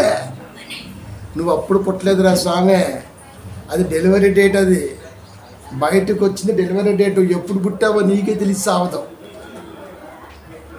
అది పుట్టినరోజు శుభాకాంక్షలో. ఇది ఇప్పుడు పుట్టింది తల్లి గర్భంలో అప్పటికే 275 డేస్ శబ ఉన్న లోపల 275 డేస్ వెనక్కి వెళ్ళి వాడు పుట్టినరోజు క్యాలిక్యులేట్ చేయాలా? చేయగలవా? ఎప్పుడు తల్లి అండంలోకి నీ ఆత్మ వెళ్ళి కూర్చుందో నీ అమ్మకే తెలియదు. భూమి మీదకి వచ్చినాక డాక్టర్ డెలివరీ డేట్ ఒకరోజు అడిగిట్ అవుతుంది మళ్ళీ. అది డెలివరీ డేట్, అది డెలివరీ డేట్, నాట్ బర్త్డే. అది గ్రాని దగ్గర అది చేయకపోతే మళ్ళీ మగవాటి పెడతాం. నాకు నల్ల కేక్ వద్దు, బ్రౌన్ కేక్ వద్దు, రేటు కేక్ వద్దు, ఆ కేక్ వద్దు, సొక్కాలు లేవు, బట్టలు లేవు, టైర్లు. ఏం సాధించారు పుట్టినరోజు చేసుకున్నావు నువ్వు? ఏం పీకి ఎవరు పుట్టినరోజు చేసుకున్నావు? నువ్వు చెప్పాలంటే ఈ సంవత్సరం చేసుకున్నావు, వచ్చే సంవత్సరం చేసుకుంటావు. ఈ సంవత్సరం ఏం చేసావు? వాక్యం ఇంప్రూవ్మెంట్ చేసావా? దేవుళ్ళు ఏమైనా స్థిరంగా ఉన్నావా? ఊరిని ఆప్షన్ చల్లకుండా అన్ని ఆప్షన్లు నీ బతుక్కి. ఆశీర్వాదించాడు దేవుడు నన్ను సంవత్సరం కాలం పాటు. ఏం చేయలేను నువ్వు దేవుళ్ళు. అది చూశాడు తోటలో చట్నీ, ఏం దీన్ని పరిస్థితి అన్నాడు అంతే. ప్రభువా ఒక్క సంవత్సరం ఉంచు, నేను చూస్తా, గుంట తవ్వుతా, ఎరువు వేస్తా, మందు వేస్తా, నీళ్ళు పెడతా, అంత కలుపు తీస్తా, శుభ్రంగా దాని చుట్టూ కట్ చేస్తా, సాత్తా, కాసిందా ఉంచు, లేకపోతే తుంచు. అదే పాట రాశాం. చిట్టు చూడబోదమా పచ్చకున్నవి అన్నదేలో వార్త కదా. పుట్టినరోజు కూడా అంతే. దేవదూతల పైన మనం కూడా కాదు, దేవదూతలు దేవుని పిల్లల ప్రత్యక్షత కొరకు సృష్టి యావత్తు మిగులు వాసుతో తేరి ఈ సంవత్సరం గ్రాండ్గా 2 కేకులు కోసాడు యాదవ. ఒకటి కాదు, మళ్ళీ ఇటు ఆడి మేనమామ ఒకటి తెచ్చాడు, వాళ్ళ అమ్మల తరఫున ఒకటి తెచ్చాడు. మళ్ళీ డ్రెస్సులు మామూలు కోసి అనుకుంటున్నా, ఈడు ఒకటి వాడు మొత్తం గట్టని బాగానే ఉంది. నెక్స్ట్ ఇయర్ వచ్చేకల్లా ఈ 1 ఇయర్లో దేవుళ్ళు ఇంప్రూవ్మెంట్ అయిందే లేదు, వాడు చెప్పిందే లేదు. కౌంట్ చేస్తున్నాడు దేవుడు. అది అందుకే చాలామంది మరణాలు మీరు అబ్జర్వేషన్ చేస్తే పుట్టినరోజు దగ్గరలో తెచ్చిపోతుంటారు. ఇంకొక 4 రోజులు పెరిగితే మా నాన్న 75 30 పుట్టినరోజు చేసుకున్నాడు, 40 పుట్టినరోజు దగ్గరలో. మీరు బాగా చేయండి, పుట్టినరోజుకి దగ్గరలో లేకపోతారు దేవుడు. ఎందుకంటే నీకు ఆ పాత తెలియాలి. ఇంకొక 4 రోజులు అయితే చాలు. ఒక 2 రోజులు చచ్చిపోయింది, 9వ తారీఖు పుట్టినరోజు. వారం గ్యాప్తో ముందు లేపేశాడంటే పెద్ద ఆయన. మళ్ళీ రాస్తాను వెళ్ళిన ఆయన 2వ తారీఖు లేపేశాడు, 9వ తారీఖు పుట్టినరోజు. ఇట్లా చూసుకుంటే ప్రతి మరణం పుట్టినరోజుకు ముందే ఉంటుంది 90%. అది ప్రియమైన దేవుని పిల్లారా, అందుకే దేవుడు చెప్తున్నాడు వెండికి ఆశపడక. వెండికి ఆశపడక అంటే కాపురనేవాడు ఖచ్చితంగా ఆశగాడే, ఆశగాడే, పాసిగాడే. అది బాగుమో ఏదో సినిమాలో ఉంటుంది కదా ఒక పాట, కొద్ది గోగు ఉంటే ఏమో, కొద్ది కూర ఉంటే ఏమో, మీ తల్లుళ్ళు పిల్లలు అందరూ చల్లంగుండాలమ్ము అమ్మ అంటాడు. నిజం. అంటే భూమి అయితే చల్లగా దీవెన చూడండి, అడుక్కునేవాడు దీవెన అంత అంత బాగుంది. అంటే కొంచెం భూమి వేసినకో తదాస్తో దీర్ఘ సుమంగిలి ఏదో అంటున్నాడు, నీకే దిక్కు లేక అడుక్కుంటున్నావు ఆశీర్వాదాలు లేక, నువ్వేలా ఇస్తావు ఆశీర్వాదం? వాడు మీద చూడండి, చల్లగా ఉంది తల్లి అంటాడు మనకి ఎవరైనా పెడితే, వీడికే దిక్కు లేదు, ఈ నాకు ఆశీర్వాదం ఇస్తాడు. జోగి జోగి రాసుకుంటూ బూడిద రాలినట్టు ఉంది ఇక్కడ. మనం అనుకుంటాం, నవ్వుకుంటూ పోతుంటాం. కొద్ది కోరసు గట్టిగా చికెన్ మొక్కేసాం అనుకో, మా తల్లే మా లకోలం తల్లే అంటాం, మనం వచ్చి మాటలు చెక్క వేస్తాం గట్టిగా, అంతే. వాడు ఆశీర్వాదం ఇస్తున్నాడు, ఆడికి లేకే తిరుగుతాడు దేశం. మరి ఇంకా మనకేం ఇస్తున్నాడు? మనమే నవ్వుకుంటూ కుంగిపోతామట్టు, తుల్లిపోతామట్టు నవ్వుకుంటాం. అంతేగాని వీడికే ఆశీర్వాదం లేదు. వీడు నాకు ఎట్టిస్తున్న ఆశీర్వాదం, నేను కదా వాడిని ఆశీర్వదించింది, జాలితో వేసింది నేను, వాడు మళ్ళీ డబుల్ వడ్డీ ఇస్తున్నాడు మనకి. కర్ర తీసుకుని వాడు ఎంట కూడా 2 బీకాలు అండి, అప్పుడు వాడు ఆ మాట అండి. ఇంకా వాడి ప్రేమ అది, వాడి ప్రేమ అది. ఈ తల్లి వేసింది చల్లకుండాలండి, ఆశీర్వాదం కాదు ప్రేమ అంటారు దాన్ని. కానీ ఆశీర్వాదంగా కనబడవచ్చు, కానీ అది ప్రేమ. అది చూడాలి మనం, రైట్. వెండికి ఆశపడక అంటే కాపర్ అనేవాడు ఖచ్చితంగా దుడ్లకి తల వంచుతాడు. వంచని కాపరి ఈ సృష్టిలో ఎక్కడైనా ఉంటే చెప్పాలి. డబ్బుల్ని ఆశించకుండా సేవ చేసే కాపరి దేవుడికి కావాలబ్బా. అకులా ప్రిస్కిల్లా ఒకనాడు, బర్నబా ఒకనాడు, తన ఇంటిని దేవాలయంగా మలిసిన మార్కు ఒకనాడు జీవనోపాధిని వదిలి, అంటే ఆ వదలటం కాదు, దేవుడి పనిలో ఉంటూ మళ్ళీ ఆ పని చేసుకుంటూ వదిలి విడిచి వచ్చి చేసి పోయి అలా చేసినటువంటి అపోస్తలులు వీళ్ళు ఏం ఆశించకుండా తన వ్యాపారాన్ని పెంటగాయించి దేవుళ్ళలో సాగుతూ వచ్చిన పనితో డేరాలు కుడుతూ జీవనం సాగించిన ఒకనాటి పౌలు వీళ్ళు. ఇప్పుడు అంత ఆశాజీవులే. విశ్వాసు దగ్గర ఎవరి దగ్గర దుడ్లు కట్టుకుంటే ఆడితో సమాసం చేస్తారు పాస్టర్. 2 సోఫాలు 3 కుర్చీలు 2 సిగన్లు పెట్టి మొక్కట్టు వచ్చేస్తారు అంతే. పాస్టర్ గారు ఏం చేస్తున్నావు తమ్ముడు, నీకు పని లేదు, ఆడికి పని ఉంటుంది రా, నేను డిస్టర్బ్ చేయమాకు. మనం అనుకోవాలా, మనకు పని లేదు అనుకో, వాళ్ళకి పని ఉంటుంది కదా, ఏదో పనిలో ఉంటారు కదా, ఏదో పని చేసుకోకపోతే కుటుంబం గడవదు కదా. దేవుడి కంటే ఎక్కువగా నువ్వు ఏమన్నా పక్కన కాసి కాపాడతావా? దేవుడి మాట ఉంటుంది కదా, ఆ మాట వాళ్ళ మధ్యలో ఉంటుంది కదా. ఇంకా నీ సొట్టేంది, ఇంకా ఊరక ఏదో ఆశిస్తున్నావు అని అర్థం అక్కడ. ఇంకా వెండికి ఆశపడక నా ఉపదేశము అంగీకరించుడి. అది వెండికి ఆశపడక నా ఉపదేశం అంగీకరించుడి. సంఘానికి వస్తున్న వ్యక్తి వాక్యం వినటానికి రావాలే తప్ప ఏది ఆశించకూడదు. అది మీ ఇంటికి వస్తే ఏమిస్తారు, మా ఇంటికి వస్తే ఏం చెప్తారు, అయ్యగారికి ఎంత పెట్టినా అంతేనండి, మన లెక్కేసి కూడా ఇక్కడ చూస్తున్నాడు ఆల్రెడీ. నువ్వు పిల్లికి బిచ్చం వేసి ఏనుకి ఫుడ్లో అవుతున్నావు అట్టుందేడ.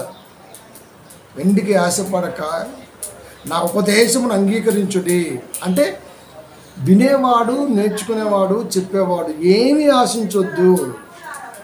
మేలిమి బంగారు నాశింపక తెలివినందుడి. నా వాక్యములో జ్ఞానం ఉంది, తెలివి ఉంది, ఏమి ఆశించొద్దు. మీరు వింటే చాలు జ్ఞానవంతులైపోతారు. అది మేలిమి బంగారు నాశింపక. మేలిమి బంగారు నాశింపక అంటే విలువైనది అని అర్థం. మేలిమి బంగారం అంటే విలువైనది. ఈ లోకంలో విలువైందంటే బంగారం. బంగారం రేటు ఢమాల్, బంగారం రేటు ఠమేల్ అంటాడు. అది అంటే ఎక్కడికి వెళ్ళిపోయింది? దేవుడు వాక్యాన్ని ఆనాడు యువత 30 వెండికి అమ్మాడు, కానీ ఈ రోజున ప్రతి కాపరి అమ్ముతూనే ఉన్నాడు సంఘాల విశ్వాసులకి. అది అమ్ముతూనే ఉన్నాడు, పంచట్లేదు. జ్ఞానాన్ని కాపరి సంఘాల్లో పంచట్లేదు, అమ్ముతున్నాడు.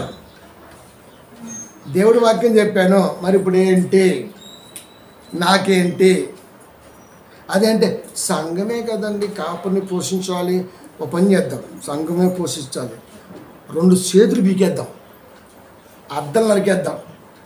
కాపరి గారికి ఇంకా పనులు లేని చేతులు లేవు. షాజహాన్ గుర్తు చేసుకోవాలి. ఇప్పుడు మనం ముంతాజ్ మహల్ కట్టిన తర్వాత ఎక్కడైనా కడతారేమో అని చెప్పేసి 500 మంది చేతుని ఫిక్ నరికేశాడు. జీవిత కాలపు సంపాదన వాళ్ళకి ఇచ్చేసాడు భార్యలకి. మీ ఆయన వండి పెట్టు, తినిపెట్టు, అని జాగ్రత్త చూసుకో. ఆడు నా భార్యకి ఇది కట్టాడు. అది ఎంత ఖర్చు అయింది? 5 లక్షది, 10 లక్షలు ఉంచుకో. జీవితకాలానికి చేశాడు అంతే. అందుట్లో పనిచేసిన కూలీలు కోటీశ్వరులు అయ్యారు, కాకపోతే అవుట్ కోటీశ్వరులు అయ్యారు, చేతులు నరికేశారు. ఇప్పుడు కాపురి కూడా అంతే. నేను వాక్యం చెప్తాను, మీరు నన్ను పోషించాలా? అయ్యా మీ చేతులు 2 దేవుడికి దానం చేయి, మేము వారం వేస్తాం. వేస్తాడండి? దానం వేస్తాడా? మరి కాళ్ళు చేతులు సకాలంగా ఉన్నప్పుడు నీకు ఎందుకు ఇంకా అడుక్కోవటం ఎందుకు చెప్పండి? మనమే అంటాం కదా, బాగానే ఉన్నావు దున్నపోతులాగా పని చేసుకుని సావచ్చుగా అనవండి. మనం ఎవరన్నా దిట్టంగా బలంగా ఉండి అమ్మా అన్నాక ఏం పుట్టిందిరా నీకు? బాగానే ఉన్నాగా, అడ్డ మీద పోతే వస్తాయి 700-800 రోజుకి అంటే సలహా వాడికి ఇస్తాం. కానీ అడక్క తినే దగ్గర కాపరికి మాత్రం ఎందుకు ఇవ్వం మనం? మీ చేతులు దేవుడికి దానం చేయండి, పోయి మీరు 2 కాళ్ళు దేవుడికి దానం చేయండి, దోక్కొని రండి, లేదా మేము ఎత్తకొస్తాం, కూర్చోబెడతాం. విచిత్ర సోదరులో వాడు కమలాసంలాగా వాక్యం చెప్పు, కాళ్ళని ఊపుకుంటా కింద అంతే. మేము సాత్తాం, నువ్వు అవుతుడివైతే సాత్తాం. మరి నీకు అన్నీ బాగానే ఉన్నాయి కదా. చెప్పలేదా బైబిల్లో దేవుడు అన్నమాట, తీయిందన్నమాట? నేను మామూలు చెప్పానుకుంటానండి. తిమోతి రాసినటువంటి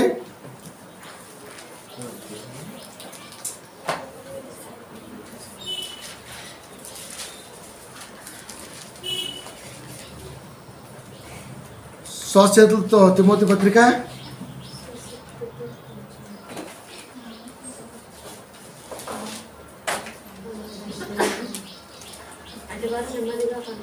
2 రెఫరెన్స్ ఇస్తుండగా సారీ 2వ దశలోనిక 3:12 2వ దశలోనిక 3:12 చదవండి. అట్టివారు నెమ్మదిగా పనిచేయచ్చు, సొంతముగా సంపాదించిన ఆహారమును భుజింపవలనని మన ప్రభు అయిన యేసుక్రీస్తు పేరిట వారిని ఆజ్ఞపూర్వకంగా హెచ్చరిస్తున్నాను. ఏమన్నాడండి? అట్టివారు నెమ్మదిగా పనిచేయచ్చు. మీ స్వచేతులతో స్వహస్తాలతో సంపాదించిన కష్టాన్ని తినండి. చూస్తున్నాడు పౌలు గారు, నాయనా పొట్ల పెంచి బాణపొట్ల పెంచి ముందుకు వెళ్ళమాకండి. అలాంటి బుద్ధి ఉంటే మీరు ఏం చేస్తారంటే ఈ స్వహస్తాలతో కష్టపడి పనిచేసి దీంతో వచ్చినటువంటి సంపాదనతో మీ ఫ్యామిలీని పోషించుకుంటూ మీకు అప్పగించినటువంటి ఈ దివ్య ఔషధ గ్రంథ వచనాలను నమ్మి వస్తున్న పిల్లలకు ఫ్రీగా పంచండి, తాయిదాలు ప్రకటించకండి అని చెప్పి పాస్టర్ని పనిచేసి వాక్యం చెప్పమన్నాడు. ఈ పనికి మాలోడు ముందే 9ంటికి వస్తాడు చర్చికి, వచ్చి ఈడే షో చేస్తుంటాడు. ఇంకా అది తుడిచానమ్మా, ఇది తుడిచాను, మీరు ముందు రాలేదు, నువ్వు వచ్చావు కదా మరి చూడు. ఎవడొస్తే ఏంటి, ఎవడొస్తే కాపురు వచ్చినా పిల్లలు వచ్చినా వాళ్ళు చూడవాలంతే. అది పిల్లల మొదలు ఉందా? నీకు పని లేదు, నువ్వు ముందు వచ్చావు, 10:30కు ప్రార్థన, నువ్వు 9ంటికి వచ్చావు, ఏం చేస్తావు? దులుపు, ఫ్యాను దులుపు.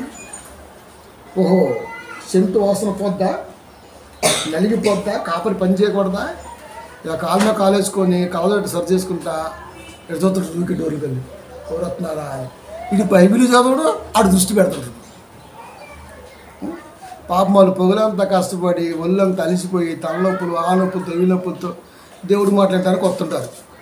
లేట్కి వచ్చారు, ప్రభు క్షమించు, ముందొచ్చి నువ్వు కట్టగట్టింది ఏముంది పీకి. ఇగో ఇలాంటి బాగా సిద్ధపరిచారు సంఘాల్లో. అది నీళ్ళు రాలేదు, అప్పుడే వదిలాడు, 10 నిమిషాలు లేట్ అయింది. పోనీలే మన పిల్లలు ఉన్నారు, వాళ్ళే పాట పాడుతుంటారులే, మనం కొంచెం కావాలని కాదుగా. అది మొత్తం కదా వచ్చాంగా. దీన్ని ఎంకరేజ్ చేయడం వల్ల కోర్టు టైం ఇది. అక్యూజ్డ్ ఎక్కడ వచ్చావా, రాలేదు అంతే, నువ్వు జడ్జివే, నువ్వు ప్రేమల మంచి ఆత్మీయుడివి. వాళ్ళు వస్తున్నారుగా, దాంట్లో డిస్టర్బ్ అయింది, అయినా వస్తున్నారుగా, మొత్తానికి వచ్చారుగా. పంక్చువాలిటీ వాళ్ళలో ఉంటుంది. ప్రతికూల వాతావరణం, పౌలు లాంటి వాడే వేరే చోట వాక్యం చెప్పడానికి బయలుదేరితే ఆటంక పరిస్థితి వెళ్ళలేకపోయాడు, అది ఒప్పుకున్నాడు. సో ఇలాంటి కండిషన్లు అన్నీ పెట్టి సంఘానికి పెట్టి ఈ యొక్క ఫార్మాలిటీస్ అన్నీ పెట్టేసి రూల్స్ అండ్ రెగ్యులేషన్ పెట్టేసి ఒత్తుతూ ఉంటే ఎట్లా ఎట్లా ఎట్లా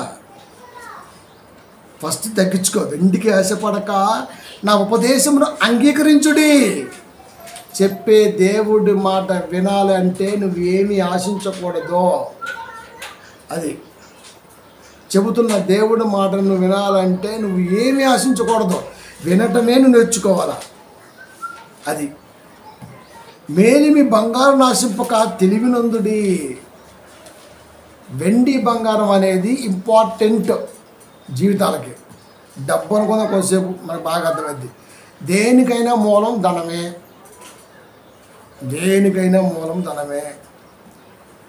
పెన్ను కొనాలన్నా ఏది కొనాలన్నా పైసలు లేని ఏ పని కాదు.